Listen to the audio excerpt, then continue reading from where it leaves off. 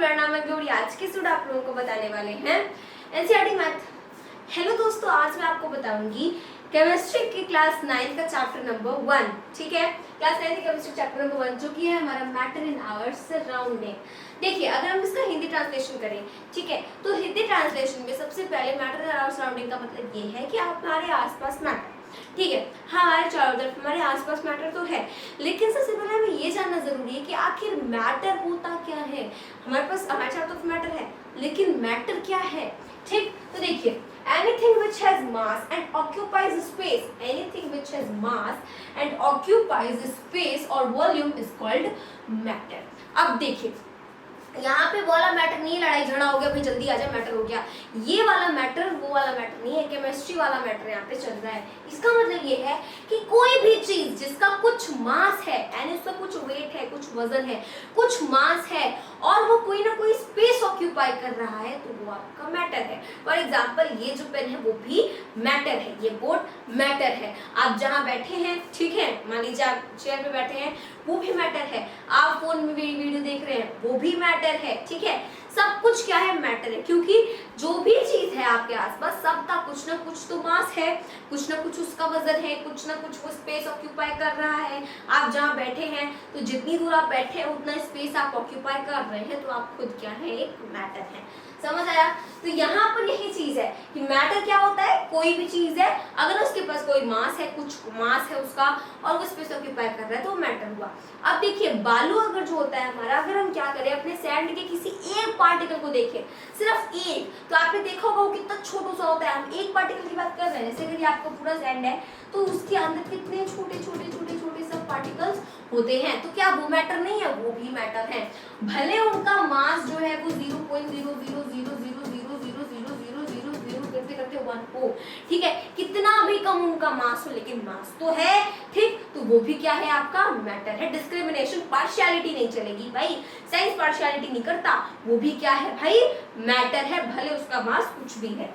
देखिए, air, water, hydrogen, oxygen, sugar, sand, milk, oil, rocks, etc. are called different kinds of matter because all of them occupies space. All of them occupies space and mass.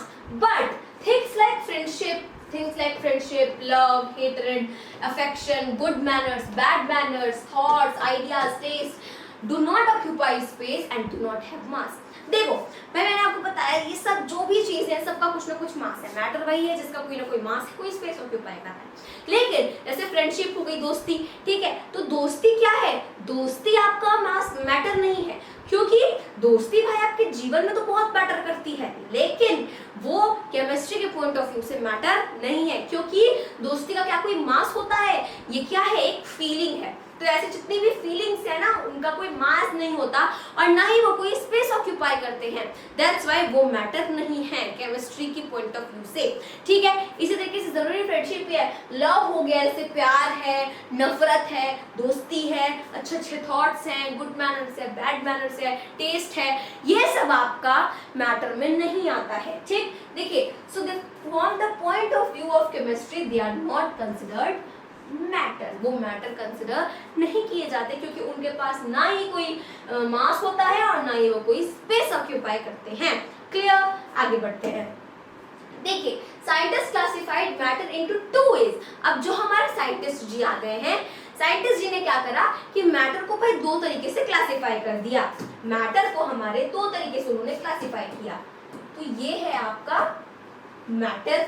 ठीक है, अब इस matter को scientist जी ने 2 तरीके से classify किया। पहला वाला आपका on the basis of physical properties, on the basis of physical properties, and दूसरा जो साइंटिस्ट जी ने किया वो किया on the basis of chemical properties, on the basis of chemical properties.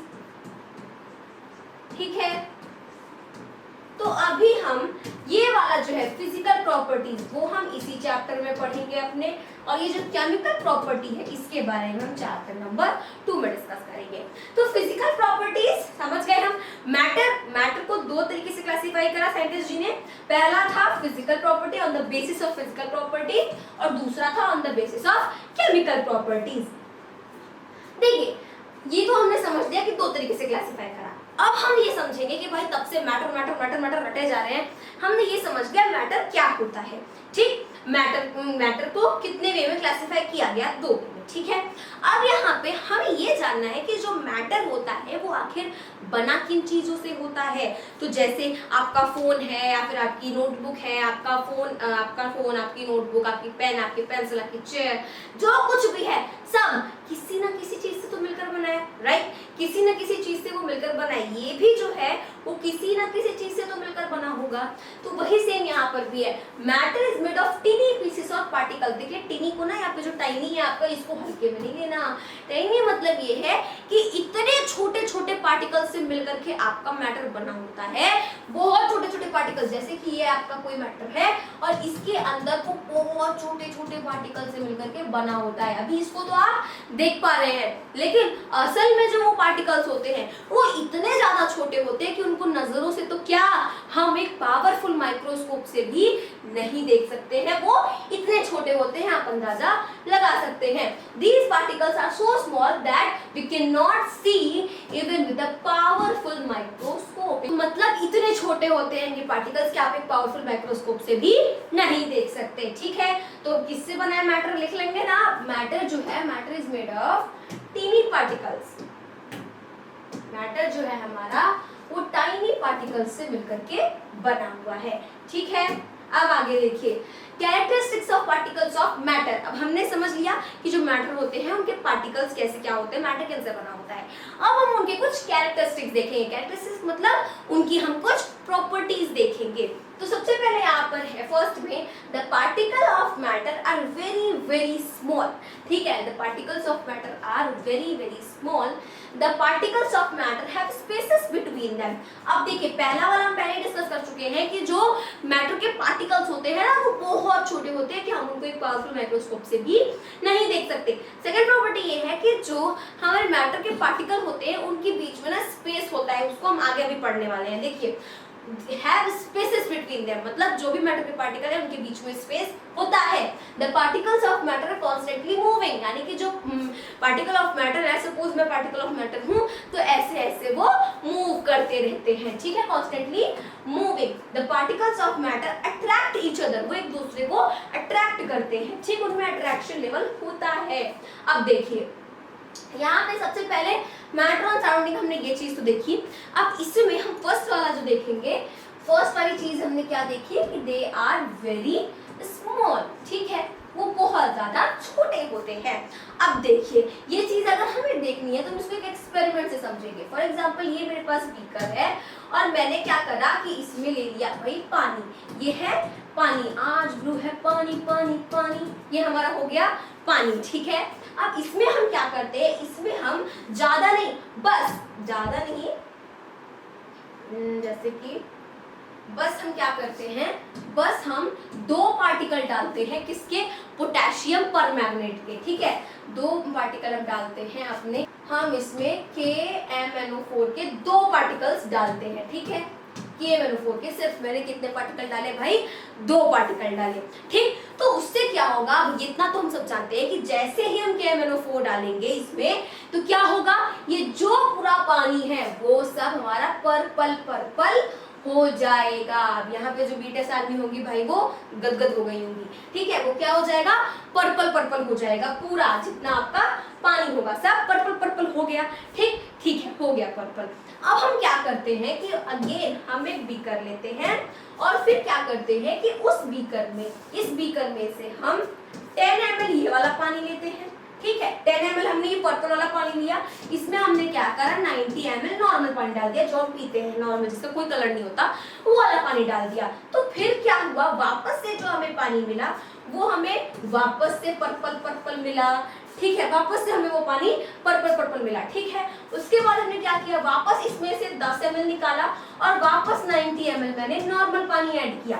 तो फिर क्या होगा, फिर जो मुझे पानी मिलेगा वो पर्पल पर्पल मिलेगा। देखिए अब आप कहेंगे ऐसे तो करेंगे तो हम क्या होगा कि 10-10 ml ले रहे हो, 90 ml नॉर्मल डाल रहे हैं, तो उससे जो हमारा कलर होगा पानी का वो बात अलग है कि कलर आपका हल्का होता जाएगा, यहाँ पे बड़ा डार्क पर्पल होगा, लेकिन इधर जाते जाते वो क्या होने लगेगा, हल्का होने लगेगा। तो वो आपकी सेकेंडरी चीज है, लेकिन प्राइमरी चीज यहाँ पे क्या है कि आखिर पानी जो होगा आपका वो तो पर्पल होगा। आप इसमें से 10 ml वापस निकाल करके वही सेम चीज आगे करते जाएंगे तो पानी आपको पर्पल मिलता जाएगा, भले वो थोड़ा हल्का होता जाएगा लेकिन पर्पल तो मिलेगा ना। इसका मतलब ये हुआ कि हमने सिर्फ इतने से पार्टिकल डाले थे, बस 2 पार्टिकल डाले थे, और जैसे हम उसको लेते गए वैसे वो पार्टिकल टूट करके और ज्यादा होते गए।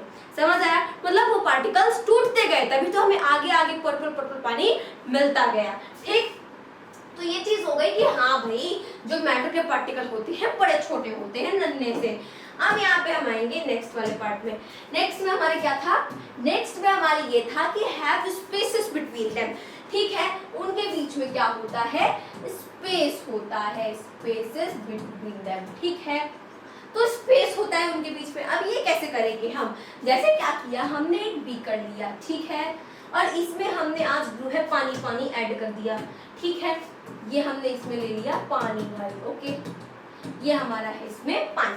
अब यहाँ पे देखिए पानी का जो आपका लेवल है वो आपका इतना है। ठीक है, पानी का लेवल आपका इतना है। ठीक, अब इसमें हम क्या करते हैं कि इसमें अब हम डिसॉल्व कर देते हैं थोड़ा सा शुगर। जैसे कि ये आपका क्या है, थोड़ा सा शुगर है, इसको हम क्या करते हैं, डिसॉल्व कर देते हैं इसमें। तो आगे जब हम बीकर देखेंगे अपना, तो उसमें ये जो आपका होगा, ठीक है, उस पानी का लेवल आपका इतना ही होगा।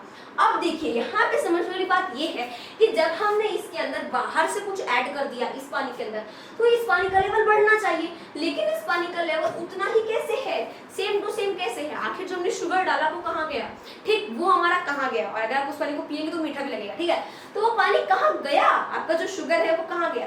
तो देखिए जो हमारे पानी के पार्टिकल होते हैं ना, वो क्या होते हैं, कुछ ऐसे होते हैं, पानी के पार्टिकल्स हो गए ये, और जो हमारे शुगर के पार्टिकल हैं, जैसे ये आपके शुगर के पार्टिकल है, तो ये शुगर के पार्टिकल क्या करते हैं कि इन पानी के पार्टिकल के बीच में जाकर के बैठ जाते हैं, बिल्कुल ऐसे। ठीक है, अब ऐसे बहुत सारे होंगे आपके पानी के पार्टिकल, जैसे ये हो गया, ये हो गया, ये सब आपके पानी के पार्टिकल हैं। तो इनके बीच में क्या होगा कि जो शुगर के पार्टिकल्स हैं वो ऐसे ऐसे जाकर के बैठ जाएंगे गच्चा गच। ठीक है, क्योंकि जो पानी के पार्टिकल होते हैं उनके अंदर ईगो नहीं होती, वो अपने पास बैठा लेते हैं शुगर के पार्टिकल्स को, इसलिए पानी का लेवल नहीं बढ़ता है। फॉर एग्जाम्पल क्या होता कि अगर हमारा जो वाटर होता है, जो हमारे पानी के पार्टिकल होते हैं, वो अगर अपनी अलग ईगो में होते और जो शुगर का पार्टिकल है वो भी अपनी अलग ईगो में होता, तो जब शुगर अंदर जाता, ठीक है, पानी के अंदर जब जाता तो क्या कहता भाई तुम हमें जगह दे रहे हो या नहीं दे रहे हो। पानी कहता नहीं हम तुमको जगह नहीं देंगे। तो फिर क्या करता शुगर, ठीक है मत दो, तो फिर शुगर होता वो यहीं पर कहीं पर जाकर के अपना एडजस्ट कर जाता, ठीक है, वो तो अपना स्पेस बना लेता, और जो पानी का लेवल है वो और ऊपर चला जाता। अच्छा, आपने वाली कहानी सुनी है कि जिसमें जो कौवा होता है बहुत प्यासा होता है, फिर वो देखता है मटके में बहुत थोड़ा सा पानी रहता है, तो वो अपनी जोत से डालता जाता है, गिट्टियां डालता जाता है और पानी ऊपर आ जाता है। ऐसा क्यों? क्योंकि जो गिट्टी है वो ज्यादा बड़ी रहती है। ठीक है, तो वो जब जाती है तो अपना स्पेस बना लेती है भाई, और पानी ऊपर आ जाता है। ठीक, अब आगे देखते हैं। अब तीसरी चीज में क्या है कि जो पार्टिकल्स ऑफ मैटर होते हैं दे आर कॉन्स्टेंटली मूविंग। ठीक है, वो आपके क्या करते हैं, मूव करते रहते हैं।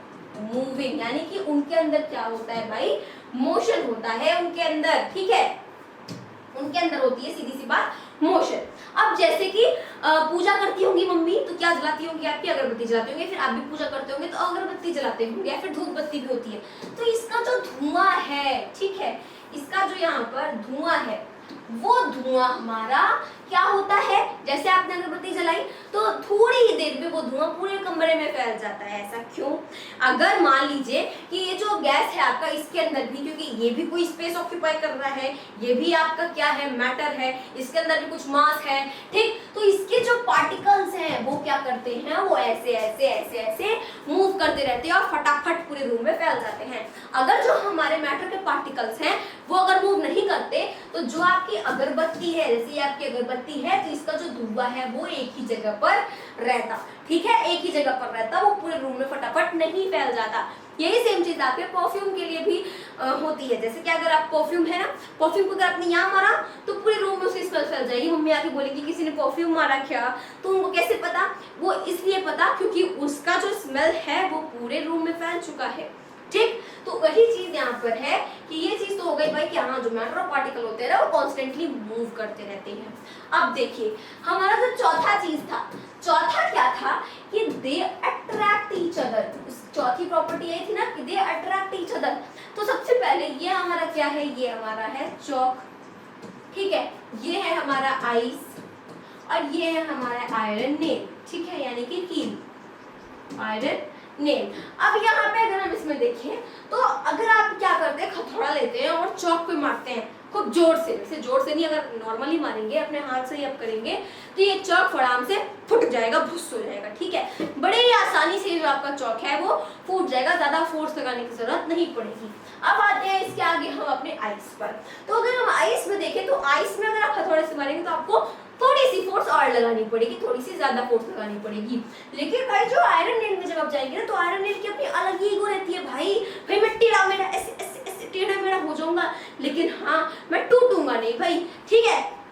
तो ये चीज क्या है कि जब आपने इस पर मारा तो बहुत कम फोर्स लगा, इस पे मारा थोड़ा सा मॉडरेट फोर्स लगा, इस पे मारेंगे तो आप चाहे कितना भी फोर्स लगा लीजिए जो आयरन नेल होगा वो टूटेगा नहीं, भले अपनी ऐसे ऐसे टेढ़ा मेढ़ा हो जाएगा लेकिन टूट नहीं सकता।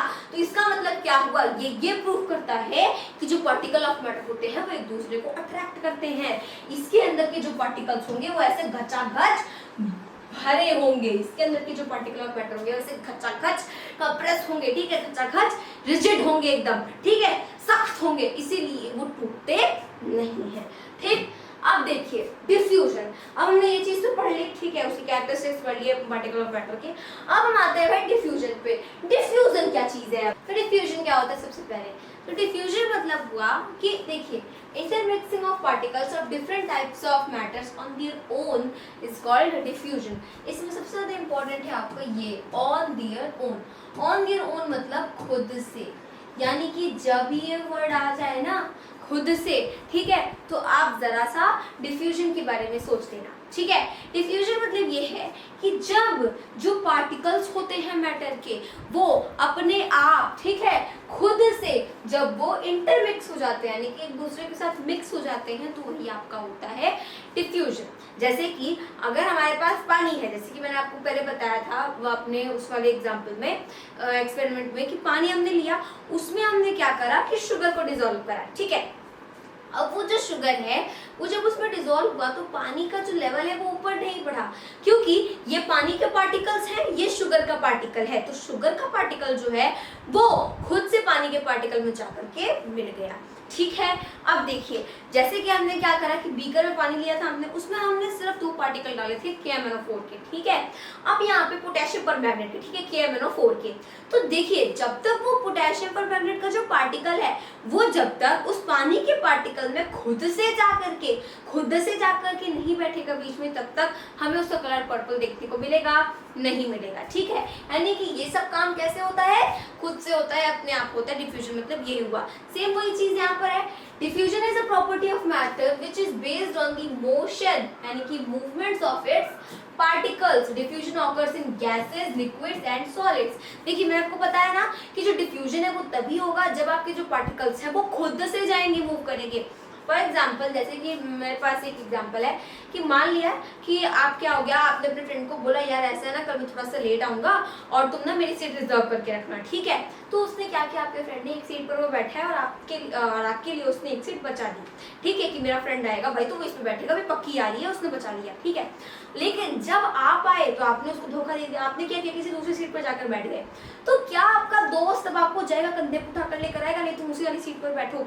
जब तक आप खुद से चल करके, खुद से मूव करके, अपने पैरों पर चल के उस सीट पे नहीं बैठेंगे तब तक कैसे वहां पे आप बैठ पाएंगे, नहीं बैठ पाएंगे ना, आपको खुद से चलना पड़ेगा, ठीक। वही सेम चीज है, जब KMnO4 के पार्टिकल्स खुद खुद से चल करके पानी के पार्टिकल्स के बीच में नहीं आएंगे तब तक हमें पर्पल पानी देखने को कैसे मिलेगा। अब देखिए गैसेस, लिक्विड्स और सॉलिड्स, ठीक है, तो हमने बताया ना कि वो किस पे बेस होते हैं, मोशन ऑफ दिस पार्टिकल पर बेस होते हैं, ठीक है, जो डिफ्यूजन होता है।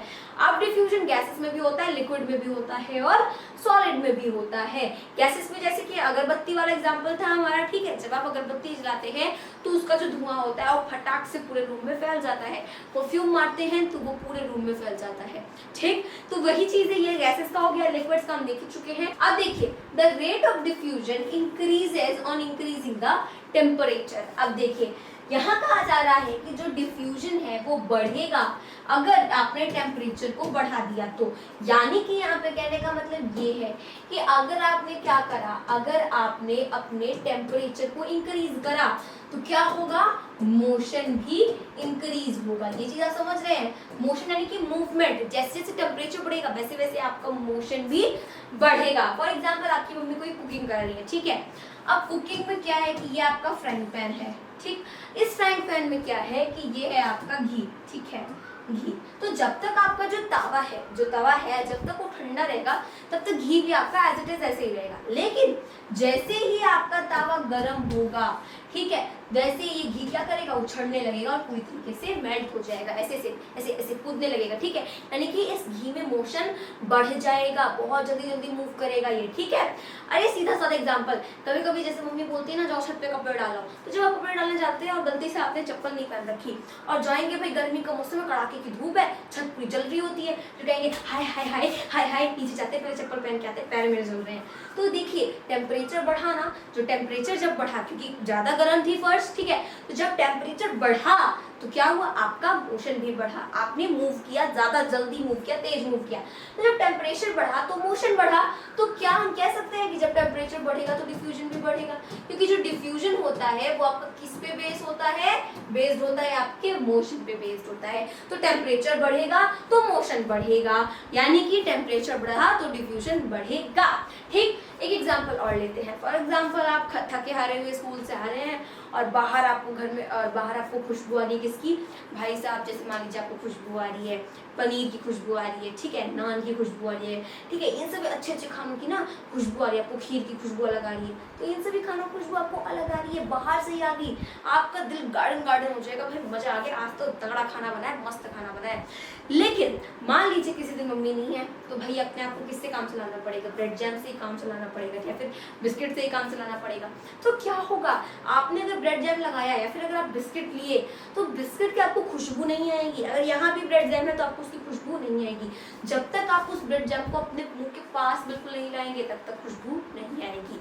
तो टेम्परेचर ज्यादा था क्योंकि वो सब खाना गरम गरम था, जो खीर था, पनीर था, ये सब खाना क्या था, गरम गरम था, टेम्परेचर ज्यादा था, तो मोशन जल्दी जल्दी हुआ और आपको खुशबू आ गई। लेकिन जो ब्रेड जैम हमने बनाया वो तो बिल्कुल ठंडा है, उसको आप बिल्कुल पास लेकर आए तब आपको उसकी खुशबू आई, वरना ऐसे नहीं आई। समझ आई बात? तो यही चीज यहाँ पर है कि डिफ्यूजन बढ़ेगा अगर आपने टेम्परेचर को बढ़ा दिया, तो डिफ्यूजन भी आपका क्या होगा, बढ़ जाएगा। नेक्स्ट क्या है, स्टेट्स ऑफ मैटर। अच्छा, अब हमने क्या करा, कैरेक्टरिस्टिक्स ऑफ मैटर हमने पढ़ लिया, उसके बाद हमने पढ़ लिया कि जो मैटर है हमारा उसको साइंटिस्ट लोगों ने दो तरीके से क्लासिफाई किया हमारे साइंटिस्ट जी ने। पहला on the basis of physical properties and on the basis of chemical properties. इस चैप्टर में हम टोटल फिजिकल प्रॉपर्टीज ही पढ़ेंगे। तो अभी हम पढ़ने वाले हैं स्टेट्स ऑफ मैटर के बारे में। तो जो हमारा स्टेट्स ऑफ मैटर है इसको क्या किया गया है, हमारे जो साइंटिस्ट जी हैं उन्होंने भाई 5 पार्ट्स में इसको डिवाइड कर रखा है। ठीक है, कितने पार्ट्स में भाई, 5 पार्ट्स में इसको डिवाइड कर दिया है। तो देखो, पहला वाला होता है हमारा सॉलिड, ठीक है, पहला वाला सॉलिड, दूसरा वाला होता है लिक्विड, तीसरा होता है गैस। ये तो भाई आप सबको पता होगा। अब ये बाकी के जो 2 होते हैं ये आपके अब बढ़ जाते हैं। ठीक, देखो, तीसरा होता है आपका प्लाज्मा एंड चौथा थोड़ा सा ऊटपटांग होता है, बोस, आइंस्टीन, कंडेंसेट। ठीक है, जिसको हम शॉर्ट फॉर्म में BEC भी बोलते हैं। ठीक, तो जो मैटर होती है उसकी कितनी स्टेट होती है भाई? 5 स्टेट होती हैं। पहला होता है आपका सॉलिड, दूसरा होता है लिक्विड, तीसरा होता है गैस, चौथा होता है प्लाज्मा, पांचवा होता है बोस-आइंस्टीन कंडेंसेट। समझ आया? तो अब हम यहाँ पे बात करेंगे, सबसे पहले हम बात करेंगे अपने सॉलिड जी की। ठीक है, तो हम आते हैं इसमें properties of solids, liquid and gas. सबसे पहले हम किस पर आए हैं भाई? सॉलिड्स पर आए हैं। तो सॉलिड्स की अगर प्रॉपर्टी देखें तो इसमें फर्स्ट थिंग आती है हमारी शेप। क्या आती है? शेप। तो सॉलिड की शेप कैसे होती है? देखिए, सॉलिड हम सब जानते हैं क्या होता है। ठीक, तो सॉलिड ये भी है, ये तो आप सबको पता होगा कि ये भी क्या है भाई? सॉलिड है। अब इसको हम क्या करें, इसकी शेप जो है, अगर मैं इसको ऐसे ऐसे ऐसे ऐसे कितना भी मैं करना चाहूंगी, कुछ होगा क्या? फूटेगा? नहीं टूटेगा। आप इस पे कितना भी फोर्स लगा लो, ये टेढ़ा मेढ़ा ऐसे ऐसे ऐसे ऐसे ऐसे हो जाएगा, लेकिन फूटेगा नहीं है। ठीक है, अपनी ये शेप इसकी वही रहेगी। ठीक है, शेप अपनी ये नहीं चेंज करेगा। बड़े ईगो वाले होते हैं भाई ये सॉलिड। ठीक है, तो सॉलिड जो है वो क्या है आपका? फिक्स्ड है। अगर आपको एडवांस्ड इंग्लिश में लिखना है तो आप लिख सकते हैं कि सॉलिड की जो शेप होती है वो डेफिनेट होती है। वाह, मजा आ गया डेफिनेट लिख के।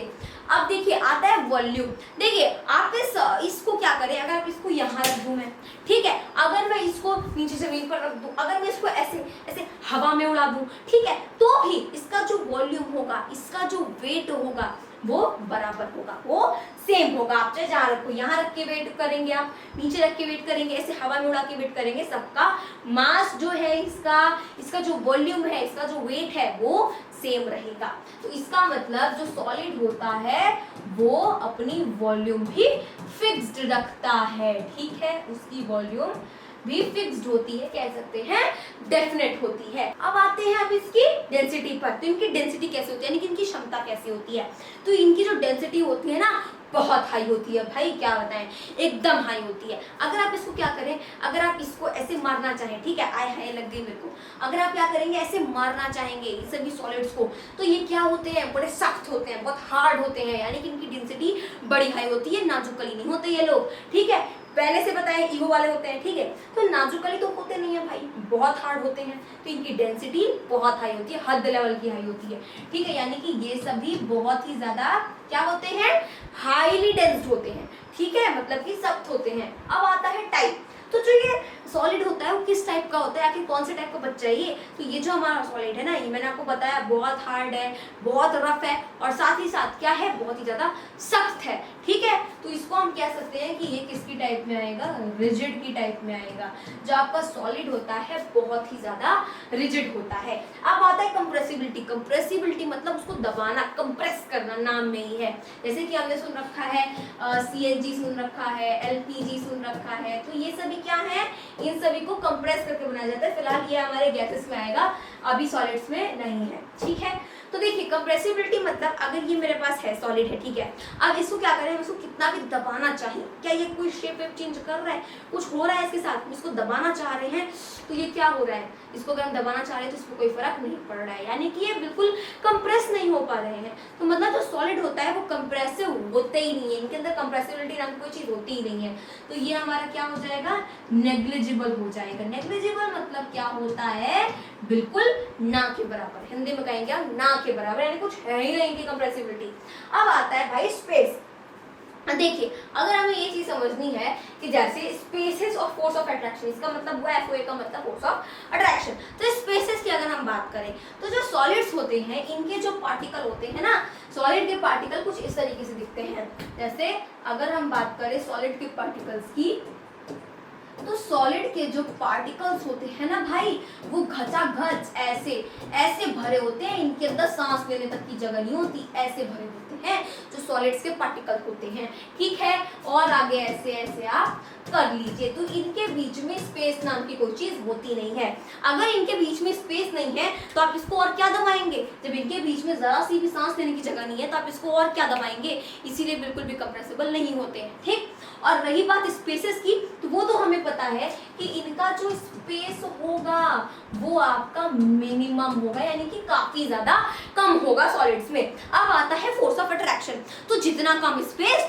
उतना ज्यादा फोर्स ऑफ अट्रैक्शन, ठीक है, फोर्स ऑफ अट्रैक्शन उतना ही ज्यादा होता है। जैसे कि हमने पढ़ा था चौक वाले में, आइस वाले में और नेल वाले में। तो नेल आपका क्या था, आयरन नेल जो था वो आपका सॉलिड था, ठीक है, पक्का वाला सॉलिड था। तो उसको आप कितना भी मार पीट लो, कूट लो, लेकिन वो अपनी शेप नहीं चेंज करेगा, मतलब फूटेगा नहीं, भले वो टेढ़ा मेढ़ा हो जाएगा शेप चेंज कर लेगा। लेकिन वही चीज यहाँ पर भी है, same to same, force of attraction. Force of attraction इनमें बहुत हाई वाली होती है, तगड़ी होती है। अब देखिए वो सब तो ठीक है, अब आगे मान लीजिए हम इसको एग्जांपल समझते हैं। जैसे आपको अभी अगर नहीं समझ में आया तो हम एक एग्जांपल से समझेंगे। जैसे आपकी कोई बेस्ट फ्रेंड है, ठीक है, और वो बेस्ट फ्रेंड ना एकदम तगड़ी वाली है, ठीक है। जैसे मान लीजिए कि आपकी कोई बेस्ट फ्रेंड है, जैसे मेरी कोई बेस्ट फ्रेंड है, ठीक है, और वो मेरी जो बेस्ट फ्रेंड है ना वो क्या है, मेरी एकदम पक्की वाली बेस्ट फ्रेंड है। मतलब भाई बैठ साथ में रहे हैं, पढ़ साथ में रहे हैं, ट्यूशन साथ में जा रहे हैं, बस में साथ में रह रहे हैं, खेल साथ में रहे हैं, घूम साथ में रहे हैं, बातें भी कर रहे हैं खूब ढेर सारी।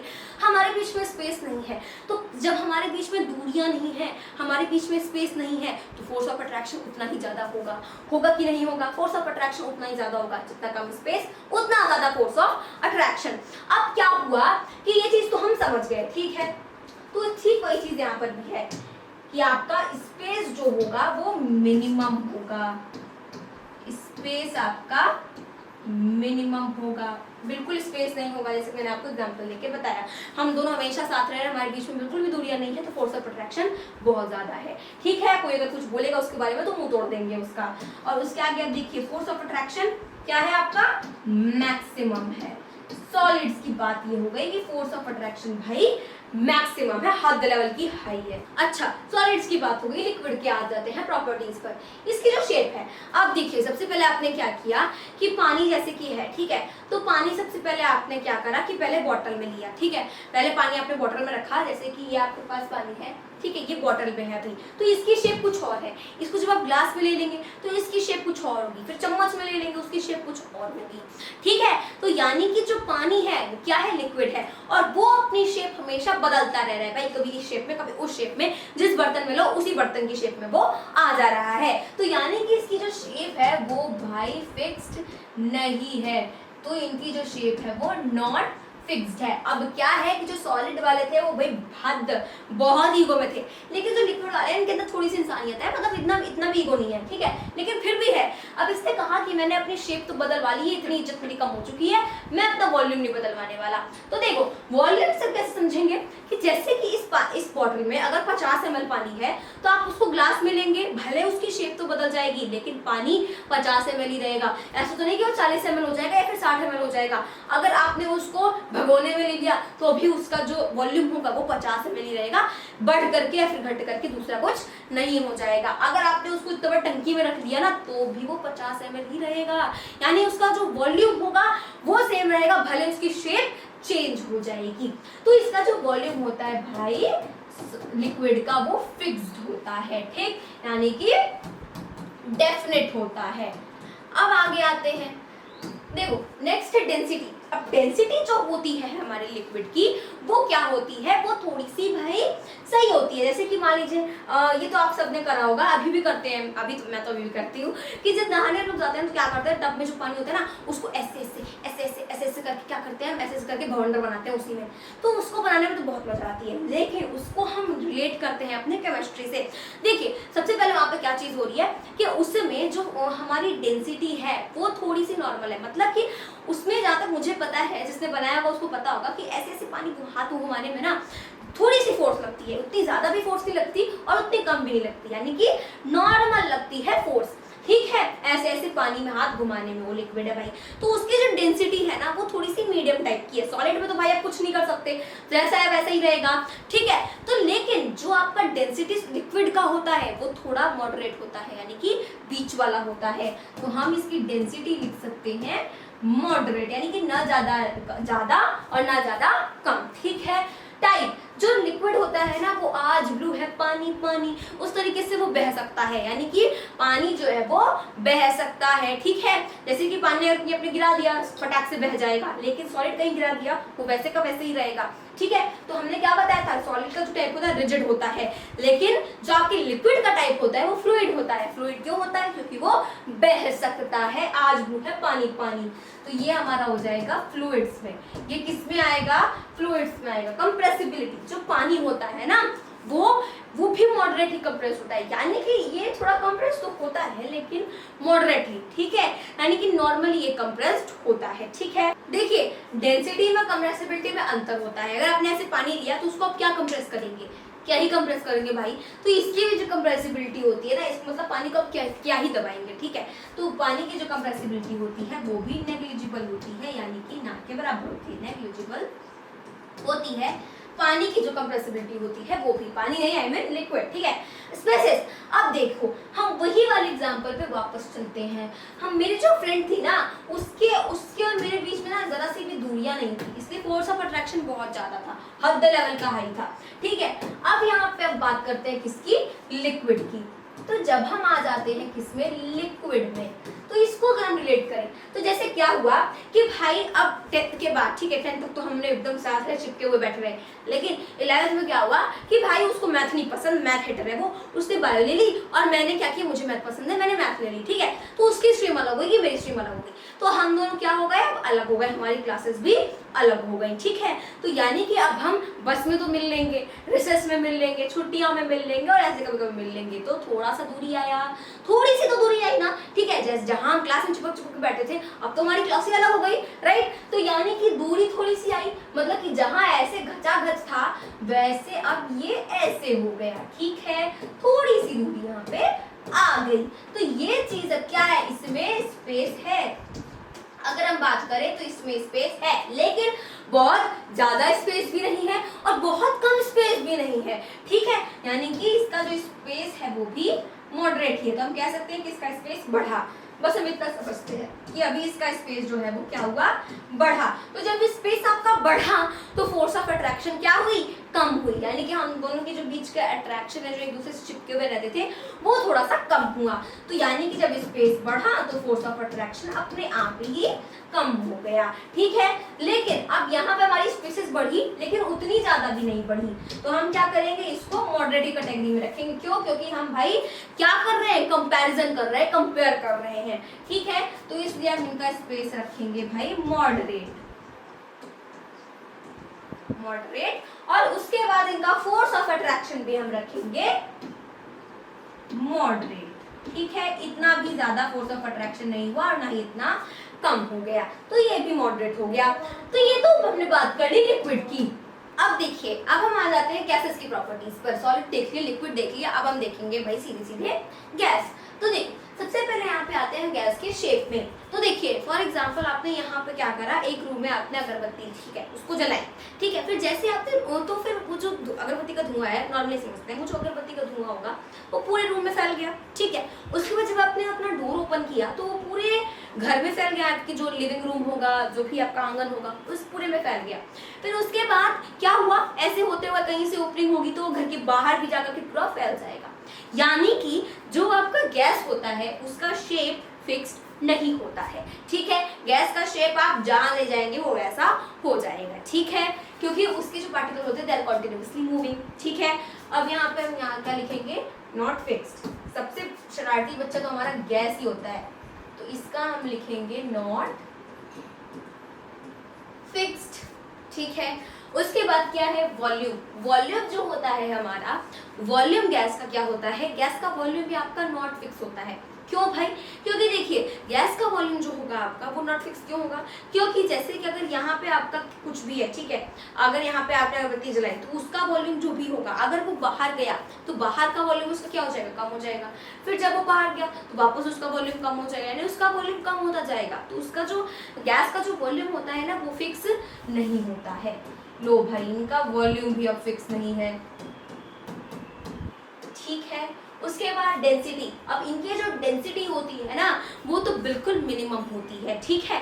हमारा यहाँ पर जो सॉलिड था उसकी डेंसिटी क्या थी, उसकी डेंसिटी, अब इसकी अगर हम डेंसिटी की बात करें, सबसे पहले सॉलिड की डेंसिटी क्या थी कि वो बहुत ज़्यादा रिजिड थे उसके, अरे यार डेंसिटी है, सबसे पहले सॉलिड की जो डेंसिटी थी हमारी वो बहुत ज्यादा हाई थी, ठीक है। पानी की डेंसिटी हमारी क्या थी, मॉडरेट थी, ठीक है। उसके बाद अगर हम बात करें गैस की हमारी डेंसिटी, तो उसको हम क्या कर सकते हैं, वो हम मैक्सिमम कर सकते हैं, क्योंकि जो हमारी गैस होती है भाई, अगर एक गैस का पार्टिकल यहाँ है, अगर हम बात करें इसकी गैसेस की, तो अगर एक गैस का पार्टिकल यहाँ है तो दूसरा यहाँ होगा, तीसरा यहाँ होगा, चौथा यहाँ होगा, यानी कि बड़े दूर दूर होते हैं आपके गैस के पार्टिकल्स, ठीक है। तो इसलिए इनकी जो डेंसिटी होती है ना वो बहुत ही वीक होती है, कह सकते हैं मिनिमम होती है। अब आपको समझ में आया कि हमने मैक्सिमम, मॉडरेट और मिनिमम का यूज क्यों किया, क्योंकि हम यहाँ पे कंपैरिजन पढ़ रहे हैं तीनों में। अब आते हैं टाइप। तो देखिए जो गैस होता है ना वो भी आपका बह सकता है, आज ब्लू है, पानी पानी तो नहीं बह सकता, लेकिन उड़ता हुआ धुआं बह सकता है, तो यानी कि ये आपका किस में आएगा, फ्लूइड में आएगा। नेक्स्ट आता है आपकी कंप्रेसिबिलिटी। अब देखो, अब यहाँ पे हमारा रूम है, ठीक है, इसमें भी क्या है, गैस है, जैसे कि आपकी ऑक्सीजन हो गई, ठीक है, ऑक्सीजन है, कार्बन डाइऑक्साइड है, तो ये सभी जो गैस हैं इनके बीच का जो पार्टिकल है, ठीक है, इनका जो पार्टिकल है वो बहुत दूर दूर है, इनके बीच में स्पेसेस हद लेवल की हाई है, ठीक है, इनके बीच में स्पेसेस बहुत है। तो आप क्या कर सकते हैं, अपना हाथ ऐसे ऐसे ऐसे जुड़ो कराटा कर सकते हैं, ठीक है। क्यों कर सकते हैं, क्योंकि जो गैस के पार्टिकल हैं उनके बीच में बहुत ज्यादा स्पेस है, वो बहुत ज्यादा कंप्रेसिबल होते हैं। अच्छा, हमने बात की थी सीएनजी की, सीएनजी यानी कंप्रेस्ड नेचुरल गैस, इसका तो मतलब, इसका नाम में ही कंप्रेस आ रहा है, यानी कि इसको बहुत कंप्रेस करके, बहुत ज्यादा दबा दबा करके छोटे छोटे सिलेंडर में भरा जाता है। उसके बाद आता है आपका एलपीजी। एलपीजी को भी कंप्रेस किया जाता है, ठीक है, वरना इतनी सी गैस को इतने में रख देते हैं, ठीक है। तो यहाँ पर जो आपकी गैस होती है वो भाई साहब हाईली कंप्रेसिबल होती है, जो गैस है वो हाईली कंप्रेसिबल होता है भाई। अब आगे स्पेस, जैसे मैंने आपको बताया ना कि गैस के जो पार्टिकल्स होते हैं इनमें भाई बहुत स्पेस होता है, भाई हद है, मतलब बहुत स्पेस होता है। आप देखो, जैसे हमने बेस्ट वाला एग्जांपल लिया था, फॉर एग्जांपल अभी तक क्या था कि आप लंच में मिल ले रहे थे, छुट्टी में मिल ले रहे थे, कॉल पे बात हो जा रही थी, या फिर ऐसे कहीं मिल जा रहे थे, लेकिन अब क्या हुआ कि मान लिया किसी और दोस्त के पापा का ट्रांसफर कहीं हो गया दूसरे स्टेट में, अब क्या हुआ कि वो आपके स्टेट से ही बाहर हो गया, जैसे आप यूपी में रहते हो वो एमपी चला गया, तो स्टेट ही अलग हो गई भाई। और मेरे साथ भी सेम यही हुआ, मेरी फ्रेंड वो एमपी गई है इस टाइम, ठीक है। तो देखो, अब एमपी चली गई वो, तो हम दोनों का क्या हो गया, लॉन्ग डिस्टेंस फ्रेंडशिप हो गया, अब बस कॉल पे बात होती है, ठीक है। तो स्पेस क्या हो गया, बहुत ज्यादा हो गया, स्पेस आपके काफी ज्यादा हो गए, ठीक है। तो ज्यादा स्पेस हो गया, तो जब यहाँ पे आपका स्पेस बढ़ा, जब आपका स्पेस बढ़ा तो फोर्स ऑफ अट्रैक्शन क्या हो गया, कम हो गया। जो एक चिपके हुए रहते थे फिर थोड़ा सा दूर हुए, उसके बाद तो एकदम ही दूर हो गए, तो फोर्स ऑफ अट्रैक्शन आपका मिनिमम हो गया जी, ये आपका क्या हो गया, मिनिमम हो गया, और स्पेस आपका भाई मैक्सिमम हो गया, हद लेवल हाई हो गया। तो यहाँ पे आपका स्पेस आ जाएगा मैक्सिमम, ठीक है, स्पेस आपके मैक्सिमम है, और जब स्पेस मैक्सिमम है तो फोर्स ऑफ अट्रैक्शन आपकी मिनिमम आएगी, ठीक है। चलिए, ये चीज तो क्लियर कि अब यहाँ पे हमने देख ली सॉलिड की प्रॉपर्टी, लिक्विड की प्रॉपर्टी और गैस की प्रॉपर्टी। अब हम आते हैं आगे, अब हम आगे क्या करेंगे, अब हम आगे देखेंगे अपनी जो मैटर है उसकी फोर्थ स्टेट, जो कि है हमारी प्लाज्मा। अब प्लाज्मा क्या होता है भाई, तो plasma is a mixture of free electrons and ions. अब जो आपका प्लाज्मा होता है वो किसका मिक्सचर होता है, वो मिक्सचर होता है इलेक्ट्रॉन्स का और आयंस का, प्लाज्मा इसी का मिक्सचर होता है। अब देखिए, plasma is considered the fourth state of matter. सबसे पहले हम समझते हैं इलेक्ट्रॉन्स, अभी इसको हम डिटेल में कब पढ़ेंगे, अपने आगे के चैप्टर्स में पढ़ेंगे। इलेक्ट्रॉन प्लस आयंस, ये मिलाकर के क्या बनाते हैं, ये मिलाकर के बनाते हैं प्लाज्मा, ठीक है। अब देखिए, plasma is considered the fourth state of matter, fourth state of matter. Plasma occurs naturally in the stars. जो प्लाज्मा होता है वो नेचुरली कहाँ पाया जाता है, स्टार्स में पाया जाता है। फॉर एग्जाम्पल ये आपका क्या है, सन है, सन भी एक तरीके का स्टार ही है, तो इसमें ये जो इसका ग्लो है, ठीक है, ये जो ग्लो है ये किसकी वजह से है, ये प्लाज्मा की वजह से है। अभी हम आगे पढ़ेंगे, देखिए ये जो प्लाज्मा होता है वो नेचुरली कहाँ पे होता है, स्टार में होता है। Inside the stars the temperature is so high that the atoms break down. अब देखो यहाँ पर जो सन है उस का टेम्परेचर बहुत हाई होता है, ठीक है, मिलियन टेम्परेचर हाई होता है। तो जब क्या होता है कि टेम्परेचर हाई होता है, जो एटम होते हैं वो भाई टूट जाते हैं, किसमें, इलेक्ट्रॉन्स में और आयंस में। तो यही जुड़ करके क्या बनाते हैं, आपका प्लाज्मा बनाते हैं। अब देखो यहाँ क्या है, द मिक्सचर ऑफ, देखिए atoms break down, the mixture of free electrons and ions in star is called plasma. The star glow because of the presence of plasma in them. आपका स्टार क्यों ग्लो करता है, क्योंकि उसमें plasma होता है। ये जो चमक रही है सूरज, जो सूरज चमक रहा है वो किसकी वजह से चमक रहा है, प्लाज्मा जी की वजह से चमक रहा है। इनके बीच में क्या हो रहा है, प्लाज्मा, ठीक है।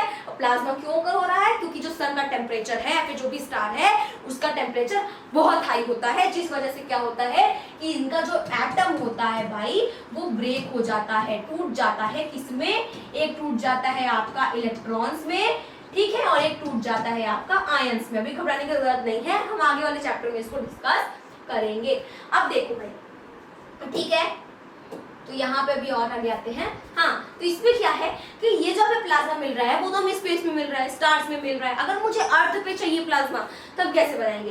Plasma can be made on earth by passing electricity through gases at very low pressure taken in a glass tube. एक ग्लास ट्यूब में बहुत ही लो प्रेशर लीजिए, ये चीज आपको लैब में आपकी सिखाई जाएगी।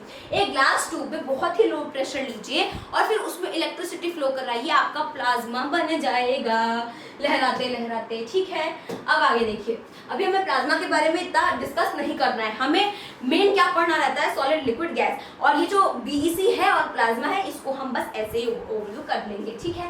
तो देखिए फिफ्थ स्टेट ऑफ मैटर हमारी आई, बोर्स आइंस्टीन कंडेंसेट। देखिए आप सब जानते होंगे कि आइंस्टीन नाम आप सबके दिमाग में पहले भी कभी आया होगा। आइंस्टीन से क्या याद आता है, एल्बर्ट आइंस्टीन, ठीक है।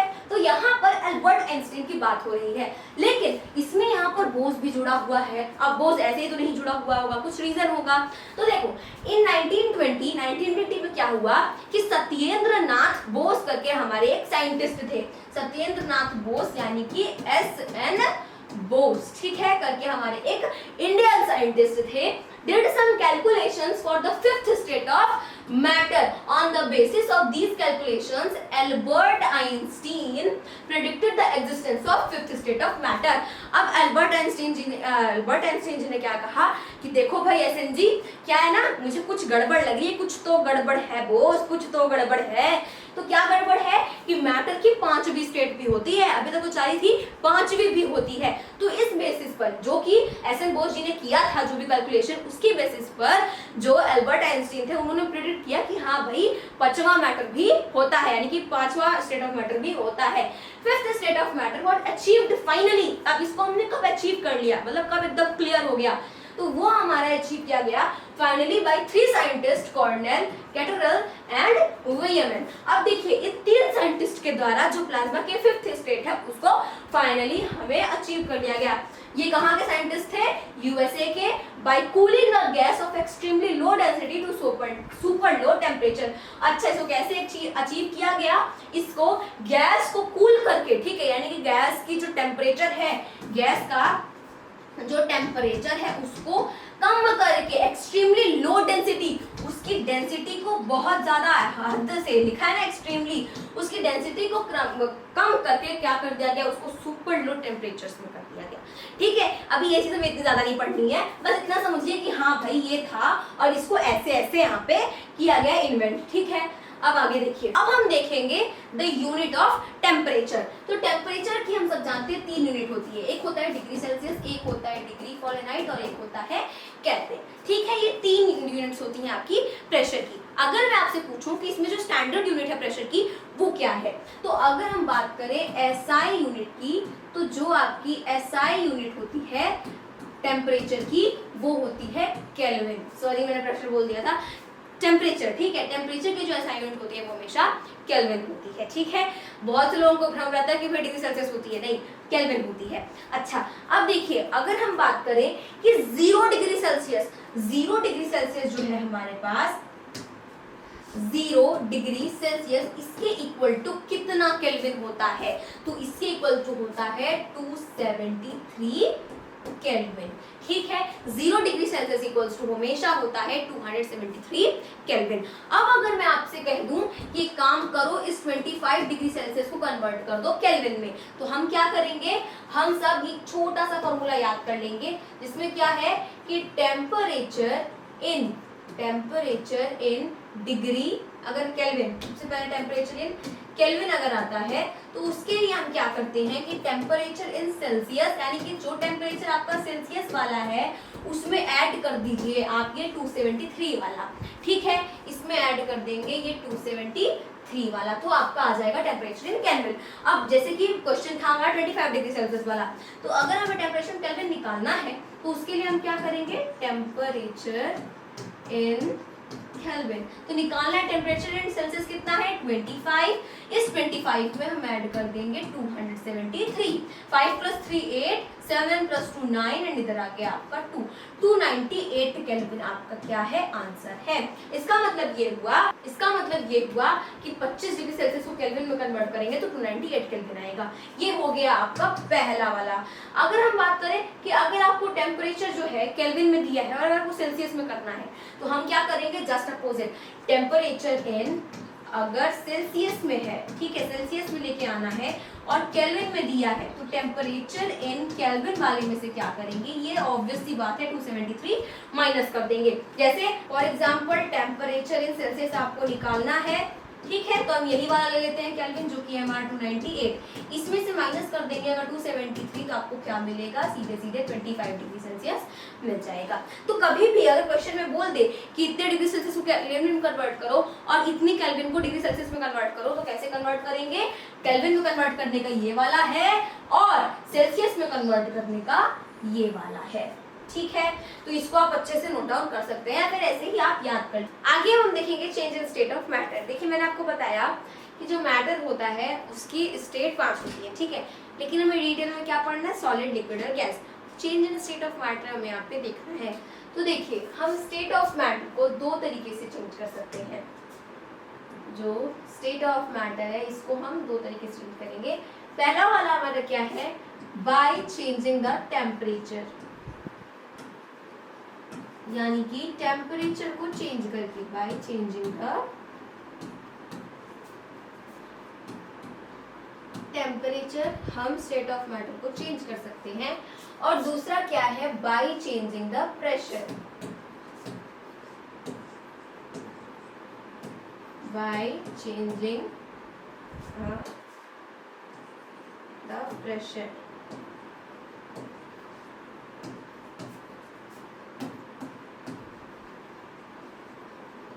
तो देखिए हम क्या कर सकते हैं, अगर हमने टेम्परेचर को क्या करा, चेंज करा, तो उसके लिए हम क्या कर सकते हैं, उसके लिए या तो हम इस टेम्परेचर को इंक्रीज कर सकते हैं या तो हम इस टेम्परेचर को डिक्रीज कर सकते हैं, सही बात है।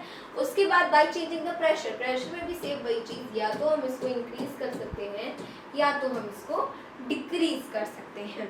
ठीक है, ये चीज आपको क्लियर हो गई। यानी कि हम स्टेट ऑफ मैटर को सिर्फ 2 तरीके से चेंज कर सकते हैं, टेम्परेचर को चेंज करके और प्रेशर को चेंज करके। या तो टेम्परेचर को बढ़ा घटा लो, फिर प्रेशर को बढ़ा घटा लो।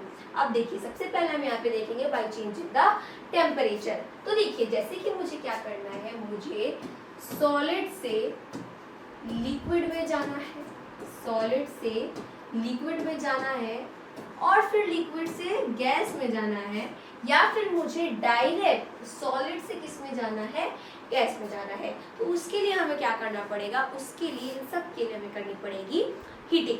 ठीक है, क्या करना पड़ेगा, हीटिंग करना पड़ेगा, क्योंकि जैसे जैसे हम टेम्परेचर इंक्रीज करेंगे, सारी सी बात है, अगर आपके फ्रीजर में क्या रखी हुई है, आइस रखी हुई है, तो वो सॉलिड है, ठीक है।